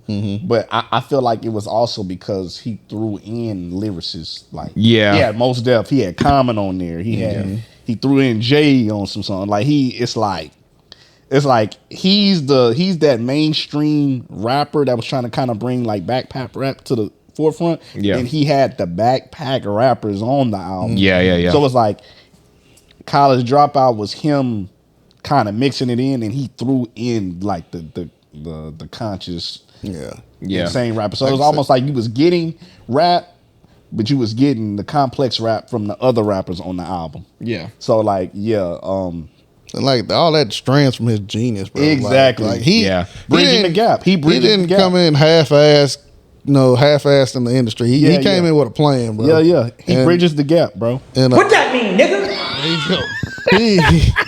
What that mean, nigga? He bro, like I said, he didn't just come in like, I'm finna just be famous. He said, no, I'm finna bring art to the industry, bro. Yeah. Because they just doing this just to make money off it. I'm finna do it all with them then. Kanye literally bridges the gap. He will do a song with Most Def, and then he will do a song with Young Thug. Yeah. The next day. Yep. Yeah, man. I love that. Like, you don't know too many people that are that person. Yeah, man. Like they'll be on a song with Young Thug one day, and then tomorrow they with Most Def. Yeah, that's like the total opposite ends of the spectrum. and we're talking about this right now. This might change. It might change because it's so many albums out there that I listen to, and I'm just like, oh my god, this is so good. I don't know if I can live without this. I feel like 5 is so hard. Yeah, it is. Now, if it's like another 5, I'm gonna throw in Voodoo, D'Angelo, Miseducation, Lauryn Hill. Like, you know what I'm saying? Yeah. Like I'm gonna throw in some other because 10 is like 10. Yeah. 5, oh god, like that 5 might change again. Yeah, that's what I'm saying. That's what I'm saying. Yeah, that's that's tough, bro. So yesterday, we're gonna take it away from the music. You had some sports conspiracy theories yesterday. You want to get into a little bit of get into some conspiracies. We gonna talk about that if you want to. Yeah, let's talk about it. If you want to. Yeah, let's talk about it. Okay. So we talked about this before. We talked about the Luka, the Anthony Davis trade and all of that. So I brought it up that I think LeBron is a reason why certain pieces move in the NBA, because there was one NBA player that said something about that, and I actually believe that. And I could see that because they said this was the most outrageous, craziest, biggest trade to ever happen in NBA history. Luka and Anthony Davis like just switching teams. So I think it was a thing where LeBron was like, yeah, get him out of here. Get him out of here is nuts. D'Angelo Russell, Anthony Davis. Let's get him. Just get these niggas out of here. Like, let's get them out of here. Gotta trim the fat, huh? Yeah, let's get. Gotta trim the fat, huh? Oh, Go get me Luka. Go get me Luka. I don't care if he's mad about it. Don't tell him I said nothing. But go get him. Go get him. I don't care what you gotta do. I'll put some money up. I'm a billionaire. But we not gonna say I put money up. I'ma just play dumb. Do this in the cognito in the shadows, huh? Facts. Oh, Not. And he probably didn't put no money in it, but like. Just influence. There's things that move because I think LeBron says it. Yeah, it's influence. And I think the other thing was he was like, give me Luka. He's going to be pissed off, but he'll get over it because I want to win. I don't care. Oh my goodness. Oh my goodness. And so I think this trade, LeBron might have been the reason. no. I think LeBron. I think other players can move on other teams because of LeBron. I don't want to see them in the playoffs. Move him to this team. That's crazy. I could be wrong. No. I'm just saying. Oh, I'm just saying. Just the idea of LeBron just being like, They're getting on my nerves. I want to win. Matter of fact, get him out of the NBA, bro. Like I want to win is crazy. Like I need another ring. That's nuts. Y'all are getting on my nerves. Oh my goodness. I could be wrong. but all right. It's just something that I thought about. It's something to think about. Trust me, because in real life, LeBron, face of the NBA, he can move pieces. Yeah, I will not deny that he can't do what he want to do. But like I said, your take on that, that Luka and what's name trade, Yeah. it was, it shocked the internet. Yeah. But like I said, through the NBA. If you weigh in the pros and cons, both of them really were injury prone. Like, they were never healthy. Exactly. So that would play a key factor into it. Also, everybody loves Luka. Like, you don't think. You're not in the office like, I'm finna just get rid of Luka. I don't care what the fans think. I don't care what the back office think. I got to show these folks, they don't run us, we run them. Yeah. So, and me particular, I feel like that was a dick move because everybody was like banking on Luka to be the next, Dirk. Yeah. He was supposed to be the next. He was supposed to bring mad. He was supposed to bring in the next Dirk. It pissed my whole night off. Yeah, I was mad, bro. Yeah, it broke the internet, man. And then, I contemplated not watching basketball. Like Anthony Davis, I ain't gonna lie to you personally. I think Anthony Davis was either gonna get traded at the end of the season or leave. I did that because, like I said, he was playing good, but then he was like declining slowly. He was getting hurt off of small things. Every time he fell, you might be out for 2-3 more weeks, huh? Yeah. We so I kind of see that, and LeBron could have a key into it. Yeah. He loves AD, bro. Like he was trying to be personally, he was trying to make AD the superstar. Yeah, like, I can see that. A lot of people didn't. He was trying to set him up to be the person. I'm 40. I'm about to get ready to retire. You could take over the Lakers organization, and you're a young guy. Like, you're not old. It's just he was just never healthy. Yeah, I think it was just like he was like, yeah, I'm trying to set you up, and I felt like when he was like, all right, I'm trying to set you up. You ain't catching it. Bro. Yeah, that's what I was about to say. Like, it wasn't enough. Luka, don't get me wrong. Luka is a good pick because he's young too. But there's like other offers, like other people he could have went at for AD. Because who wouldn't want AD, to be honest with you? I'll be honest with you. Yeah. Hurt prone or not, a healthy AD, not taking AD is crazy. Like you gotta jump on that because he, like I said, you can help him out. You can get him healthier. Yeah. But I feel like he could have got more, and Luka's a good trade. Like it's just Luka's just he's over. He was overweight. He came to LA and start smoking on that good za and got short. My goodness! Look, he did what he did. The good za. That good za is wild. Look, and he's playing better. And like I said, at this point now, I think the Lakers they were looking for a new face, and they probably didn't see that AD was going to be that when LeBron leaves. Yeah. Because like I said, if you're going to be our face and then you get hurt, then like we're wasting money at this point. Yeah. And then you get Luka. Luka's only what, 25? Yeah. He 25, he's staying healthier. I see that now. Yeah. Look, he's almost dropping 40 points a game, bro. Yeah. I'd say the Lakers hit a lick on this one. Dallas, I hate to say it. Y'all didn't hit a lick on this one. Yeah. Klay Thompson ain't gonna get you out of here. Kyrie is already sitting at the house. Yeah, we gotta get Kyrie back. So, like I said, I can see that. I hate it. LeBron's my favorite player. Everybody know that. LeBron is my favorite player of all time. I put him above a lot of people. Mm-hmm. And to say the GM come out of him like that, I can see it, but I don't want to believe it. Yeah, I don't want to believe it because he already gets scrutinized for everything he do now. That's true. He gets scrutinized for everything he do, and then he was like, "Oh, well, true. You got AD out of there." D'Angelo Russell did that to himself. Yeah. I don't care what nobody say. You can say LeBron did it. D'Angelo did it to himself.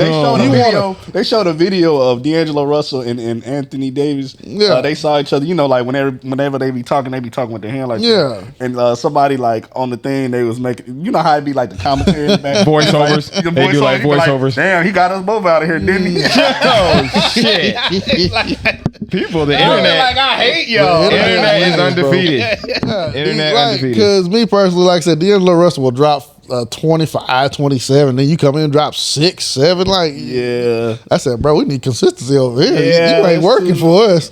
Too much inconsistency, man. Man, bro, like there was a lot of times of like playoffs. Lakers could have won the game, bro. Oh yeah, D'Angelo's not making nothing. You're trying to hope a 40-year-old man get us out of here.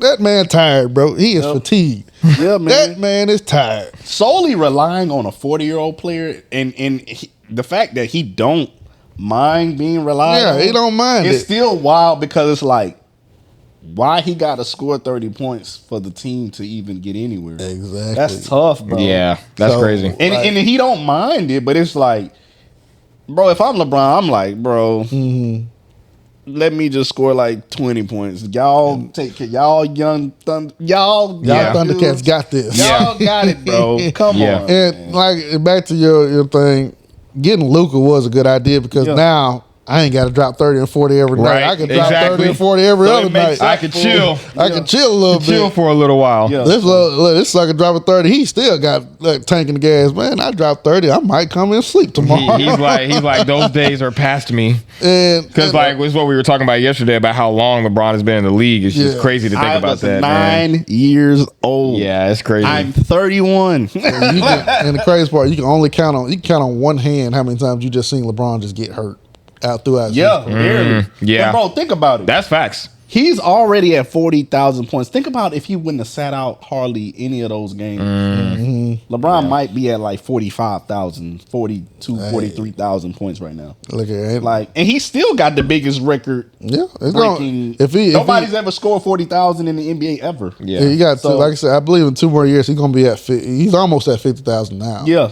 I think with regular season and playoff points, he's almost there. So I think he's at 50,000. I'm gonna be honest with like the way the new generation coming in the sports, and they're not healthy. It's gonna be breaking hard. No record. Nobody's breaking. It's gonna be, and everybody think breaking that record's easy. Like that record's more. Absolutely not. That like they said, like a lot of people's comparing that. Could you do Steph Curry's record before you do 50,000? He said yes. Yeah, because Steph Curry's at 4,000 threes. Somebody could possibly get 4,000 threes before they can get 40,000 points. What's crazy about that is that Steph Curry got all these threes and he's just not cracking like I think 25,000 points. Yeah, exactly. You're just not cracking. You've been in the league just as long as most people. Yeah. My bad. Yeah. You've been along just as most people, and you're still just now. You're not even almost at 30,000 mark yet. Yep. And I was like, that plays a key role. Like his health, his health is just it wasn't there. Exactly. Yeah. So, and LeBron only got hurt after like what year 15? Yeah. Yeah. Like, come on now. Yeah, man. That's crazy. Year 15. So what do y'all think? So another question is, what do y'all think this does for Bronny? Do you think Because I've heard that LeBron has tried to. I think they said LeBron was trying to buy a team while in the NBA. And the difference between him and Michael Jordan with that was Michael Jordan got out of the NBA, was I think part owner of the Wizards at the time, and then he joined the Wizards afterwards. Yeah. But LeBron has been in the league. I think tried to buy part of a team while being in the league, and I think it's like they don't want to let him do too much at one time. Yeah. What do y'all think as far as Bronny? Do y'all think if whenever LeBron get out of the league, the NBA will try to give Bronny the boot if he's not fitted or suited at a certain time, a certain level that he's supposed to be? Do y'all think, or if LeBron doesn't own a team by the time and he can't make calls and certain moves, do you think the NBA would try to get Bronny out of the league? Like, LeBron ain't in the league no more, so it ain't up to him. Yeah, because we can give you the boot if we want to. Do y'all think the NBA could try and would want to do that or try to do that? If Bronny ain't at the level that he needs to be at a certain time? I was gonna say the reason I say they probably not because like look what he did to G League. Like he went to the G League and dropped 25 and 30 a game, close like that. Yeah. He just needs to develop more. I guess like on the big stage, like because it's there. G League is like playing college ball compared to playing the NBA. You got more. You got hungry people. People are hungry. In the NBA. The aggression is different. So if he can adapt to the aggression, to the physicality, he won't. Of course, he's not going to be like LeBron, but he's going to be a player that's going to be better than Ben Simmons. I was gonna say better than Ben Simmons. He's gonna do better than Ben Simmons. You don't think he could be like an exceptional role player on a team, like in a system, system? If they put him in the right system, he could work out. But how much influence do you think LeBron is going to have on the NBA still when he leaves if he doesn't own a team? Do you still think he's going to have influence on the NBA being outside of the NBA? Yeah, I'll be surprised. I won't be surprised they offer LeBron a job in the office after he said he retired. Oh yeah. He put on. I can see that. I feel like the only way is if he just declines it. On purpose because he wants to go into other ventures. Yeah. LeBron is a brand in its own. Yeah. Even if he lead the NBA, he's already a billionaire. Yes. Whatever LeBron, I feel like stamps his name on. His name is like Jay-Z's a brand. LeBron's a brand. I always say Coca-Cola is a brand. It's a brand, up there with those brands. It's like a brand outside of basketball and outside of hip hop. I wouldn't be surprised if LeBron was calling up the draft picks every year and he was doing Adam Silver's job. Yo, that would be wild. He be doing, like I said, because that would be wild. I feel like when like how you're saying there's brands, LeBron's a brand, Jay-Z's a brand, Coca-Cola's a brand. I feel like when you get to that level, it starts to become like, all right, now I need equity. Like I need some type of. It's not about paydays anymore. I need equity. I need some type of equitable stake here. I need to be able to put my hand in this and be able to like take something, and do something. And I think LeBron has earned that. He's definitely 100% earned that because you're right. He's a 100% a brand, and he's a huge brand in many different places. Like LeBron could just do a podcast that's gonna blow up. Yeah, LeBron could do a clothing brand, it'll blow up, or a suit brand, or whatever, jewelry, whatever he decides, bro. It's LeBron. He's a brand. He's a brand if he wants to never touch basketball, anything. He don't want to have nothing to do with basketball, and he want to just go into like. He's like, all right, basketball was a part of my life. I don't even want to be in broadcasting. I don't want to be no coach, no general manager, no nothing dealing with basketball. He's like, I only just want to do this stuff over here and nothing dealing with basketball. I think his name as a brand is so big that would be even big. That's just who Jay-Z is. That's who LeBron is. That their names is literally with Dr. Pepper. Coca-Cola. You get your name up there with them big dogs. You know what I'm saying? You can't say shit to me. Apple. You can't say shit to me. Google, nigga. They names is brands. They names ain't even names. It's Jay-Z, LLC. That's a fact. Yeah, bro. So that's Yeah, man, they legit are brands. Like, you know what I'm saying? So, yeah, Shout out man. to the NBA, man. Yeah, Shout out to the yeah, NBA. man. And like I said, over time, it got bigger, bro. Like the Yeah, NBA yeah. has gotten so much bigger. Like Yeah. financially wise, you're offering up so much money to, Yeah. to players just for 2 years. Yeah, Yeah, yeah. Like it's never been that good. Like when Jordan was in. Yeah, I was telling yeah. Tim that Michael Jordan was making $3 million a season just off Yeah. NBA money. Yeah. He was making $100 million just off the shoes, the brand, and brand the Jordan, alone. the Jordan brand, man. Yeah. That's where the bread and butter was. But see, money wasn't moving in the NBA like it's moving now. not now, no. Bro, a single NBA player in a NBA player in one season will make $50 million off NBA money. Yeah. Yeah. NBA money, bro. They was not, bro. Michael Jordan wasn't even making $50 million off just NBA money. Yeah. But Like- yeah, bro. They got a rookie on. I think he is a rookie on the Cleveland Cavaliers. He just won defensive player. I think he won defensive player of the year. Yep.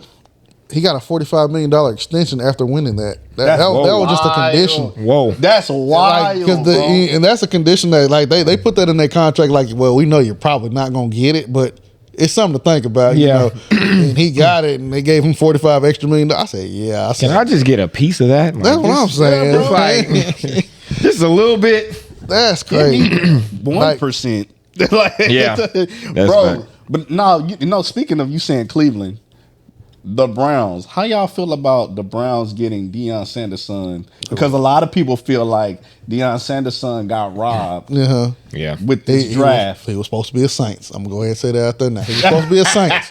He was supposed to be with the old black and gold. So you somewhere fuming about that because you a Saint. You've been a Saints Look fan here. since my dad. Look here, the Saints needed a quarterback. Ashley talking about the Saints. She's a a Saints lot. fan. My dad. Look, Yeah, My, that makes a lot my of dad, sense. my dad being from New Orleans and all of us living together, he corrupted us Shout with the out, Saints. Look shout here. out Ashley. Look here. I see her. The posting Saints and was saying the supposed to Saints- get Shador, man. He was supposed to be our quarterback. man. And when- oh, I know you fuming. What? Yeah. When we passed up on him? He gonna cry in the car. I already cried this week, man. I already cried this week because that pissed me off. Like we want to win, man. We want to be like, yeah, we want to win. So, do y'all feel that the NFL was in a sense trying to like Make an example. make an example or Yes. send a message to Deion Sanders Yeah. that Anytime. his son is this low in the draft? Because, see, to me, Deion Sanders' son is different than LeBron James' son. Yeah. Oh yeah. Because, like, I think when Bronny was like, what was he, 55th in the draft? Yeah, a lot of 55th. people was like, okay, whatever. But like with Deion Sanders' son, they was like, he was not supposed to be that low in the Yeah. draft. It was like they were trying to break him down. Yeah, it's almost like, to me, because LeBron wasn't tripping off no like Bronny being low in the draft, but it almost feel like the NFL was sending a message to Deion Sanders. And you know, But it wasn't supposed to be that. Like Deion Sanders' son was actually supposed to be high in the draft. It's because I feel like the NFL already has a history of making examples of people with Kaepernick and all the Yes. stuff that went on with Yeah. all of that. So the NFL has kind of already put out there like we don't really fuck with y'all like that. Like Yeah. I mean, because bro, we think about it. Tom Brady was low in the draft. Like, bro, Tom Brady. I seen like certain interviews where he talked about it. He was crying. He was like, bro, I was so glad that I got drafted because he's like, I didn't want to go back to like my hometown working these regular jobs. Bro, Tom Brady is the GOAT. He was Yeah. low Yes. in the draft. He wasn't even high. He wasn't even a top 10 pick. Yeah. Top 20. Bro, he was so low in the draft. But I feel like the way they did Deion Sanders' son, they was on some like, we gonna send a message. yeah. You're not supposed to be this low in the draft. I'm gonna. It's also not the first time like that happened because the same thing happened to what's the Ravens quarterback?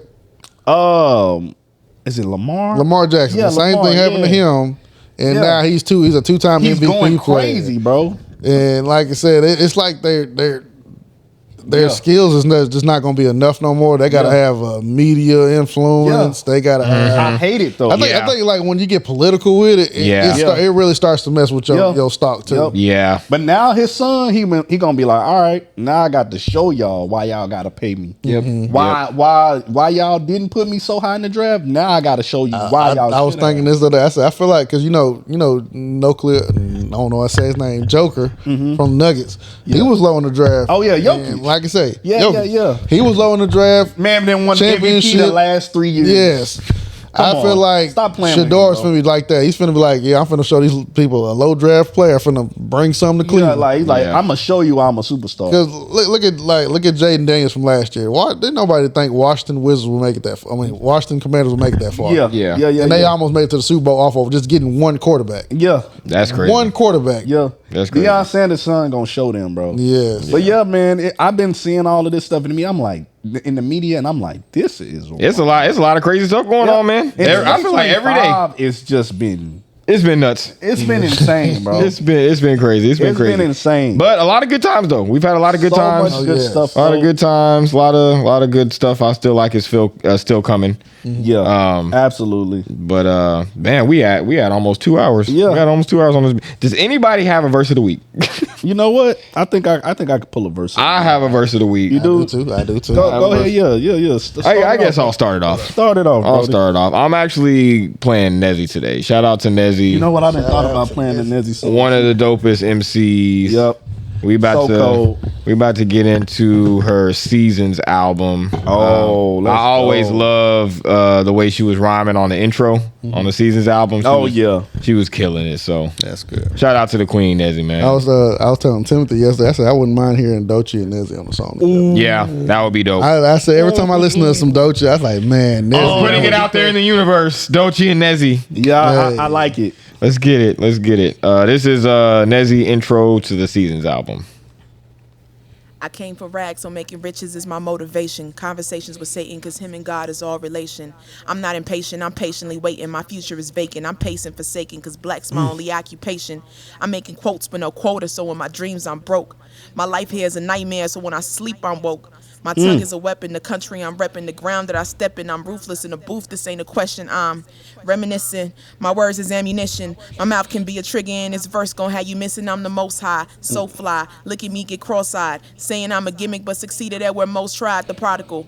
Daughter and my flow is so methodical, singeing every hair from out your head and every follicle, a psycho, might blow, criminal like Michael, smooth with my moves and my lyrics never stifle, killing any line and any track and any mixture. Music is my Bible and these bars can be the scripture. Put me on the verse and guarantee that I'm the truth. Or you can find me in the streets or you can meet me in the booth. I came from nothing, now I'm stunting like I got something to prove.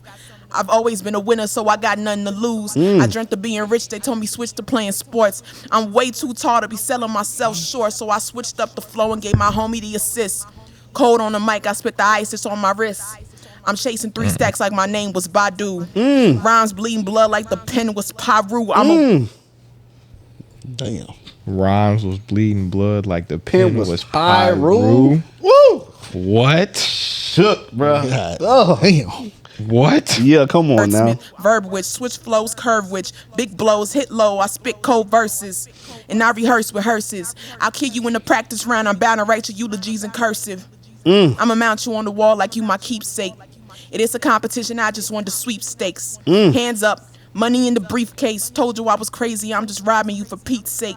9 it'll always be the home. They want the crown but can't even reach the throne.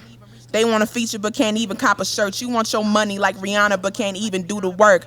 I ghost write for God, or maybe Quentin Miller, look. Either way, I'm a killer. Michael Jackson on these verses, I'm a thriller. I'm a beast on the beat, I'm a giller. Everything you did, just know I can do it better. Boys is talking cheese, but ain't never seen a cheddar. I'm coming for that throne, I ain't even gonna let up. But the way these rappers rapping, I ain't gotta sweat them. It's Seasons. Damn. Yeah, that Shout out to Nezi. Damn, One of the love illest you. MCs in Dallas, Texas. so much. One of the Shout out to MCs Nezi. ever. That's what. you might get bodied quick. Man. Come on now. Come on. Ooh, boy. That's tough right there. Yeah, that was a body. That's Yeah. tough. That was a body. All right. Mine's going to come from the Dave East and Ransom album, The Final Call, called Soul Food in the Mecca. Let's get it. Oh.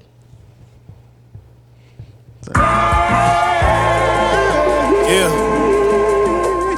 It's a lot of low I vibrations always out say, there, man. when people go up against Gotta raise Ransom, these niggas' spirits, I don't man. want to go Lift after them up. him. No. Talk about it all the time. Come on, man. Get up off the stoop, man. Let's get to this money. One more time. It's not fair when you're a man amongst boys. You're not really keen at understanding one's poise. My aura's too strong for you to try to avoid. Your goofy pride I destroyed. The talking never mattered when you surviving in noise. They utilize and employ. They know exactly what just you and I would enjoy. The way you gain powers when you supply and avoid.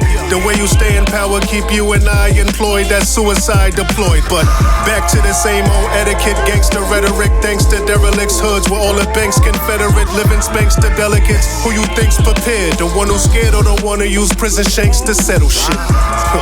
It's clear it ain't what it seems. I screamed out fuck the world and then it came in a dream. You can't enable a fiend. I told my daughter look, I stopped raising my gun when I started raising my queen. Damn. And they might claim it's extreme, but if he's out for blood, leave his DNA on his jeans. And I will duck the corpse if I see a way in the mean. So will they see his remains? Well, that remains to be seen. Yeah. We gon' do this one more time. Rest in. Yeah. Shout out to Ransom. Damn, Shout out to Ransom.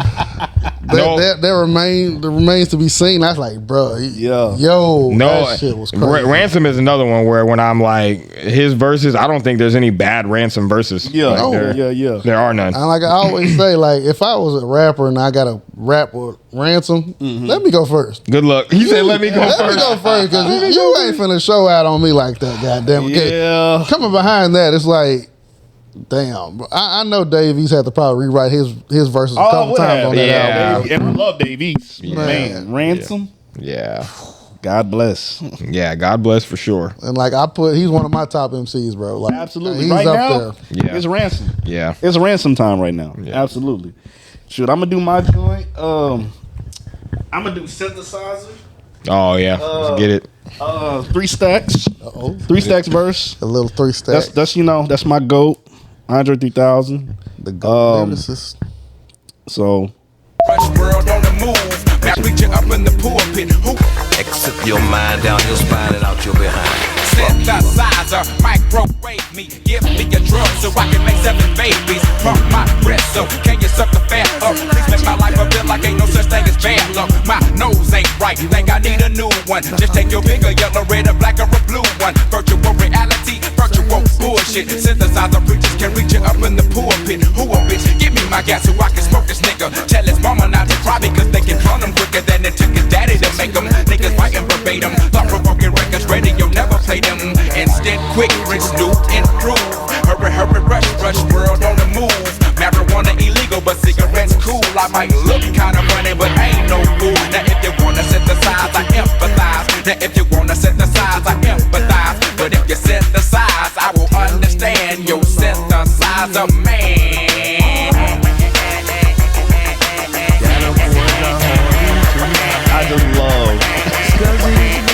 I just love what Alien. he was saying. He's an alien. Bruh.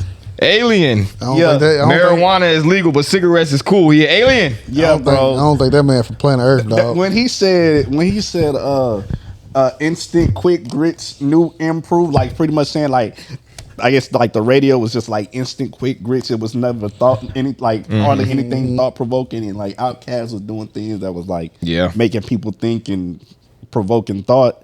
I was like, that definitely speaks to me about like, I'm cool with the stuff like that ain't always provoking thought, but like I like the stuff that does, and sometimes you need it. You know what I'm saying? Just a balance. You know what I mean? Yeah. Yes, sir. Yes, sir. All 3 verses was dope, man. I love it, bro. I enjoyed this, man. Thank you, Justin, so much for coming down here and chilling with us and kicking it with us, man. We got to do this more often. Way more. I know it's going to be difficult, but you know, whenever we get you back here, we gotta, you know, you might be the third person. Yeah, man. We gonna kidnap you. Hey, I'm always honored to be on y'all's platform, bro. Yeah, man. Yeah, man. I'm always TJT or TTJ podcast. Something. Look here. Something. You ain't even got to change the name, but I'm still here. I'm still here with you. Yeah. Yeah, man. Hey, we appreciate you. Like buddy. I said, all I do, I just wish the best for y'all, bro. Like I appreciate you. I'm ready. We appreciate you. I'm ready for when this platform gets to where y'all really want to be at, man. Like I'm praying on it. Yeah. We want all our brothers to succeed in life. Likewise, bro. Yeah, I appreciate that. Man. Same right back to you, man. We thank you so much for coming down, going to the concert with us, had a good time. Oh, yes. Can't wait till we do it again. Anything y'all want to give to the people before we get get out of here? Nah, man. Anybody? This is a great one. I love y'all. I love my brothers. I had the best time with y'all at the show doing this pod. Just a joyous occasion, man. It's just a beautiful time, a beautiful moment. Yes. And yeah, I love my brothers, man. I appreciate y'all. I love y'all. Like I said, shout out to everybody, man. Take care of your health, bro. Like, yes, that job's always gonna be there for you, man. Take care of yourself. Take care of your mind, your body, your spirit. Amen. Everything. Man, get up, exercise, man. If you want to lose, like I said, I'm on my little exercise journey, baby, and I'm on it, bro. Yeah.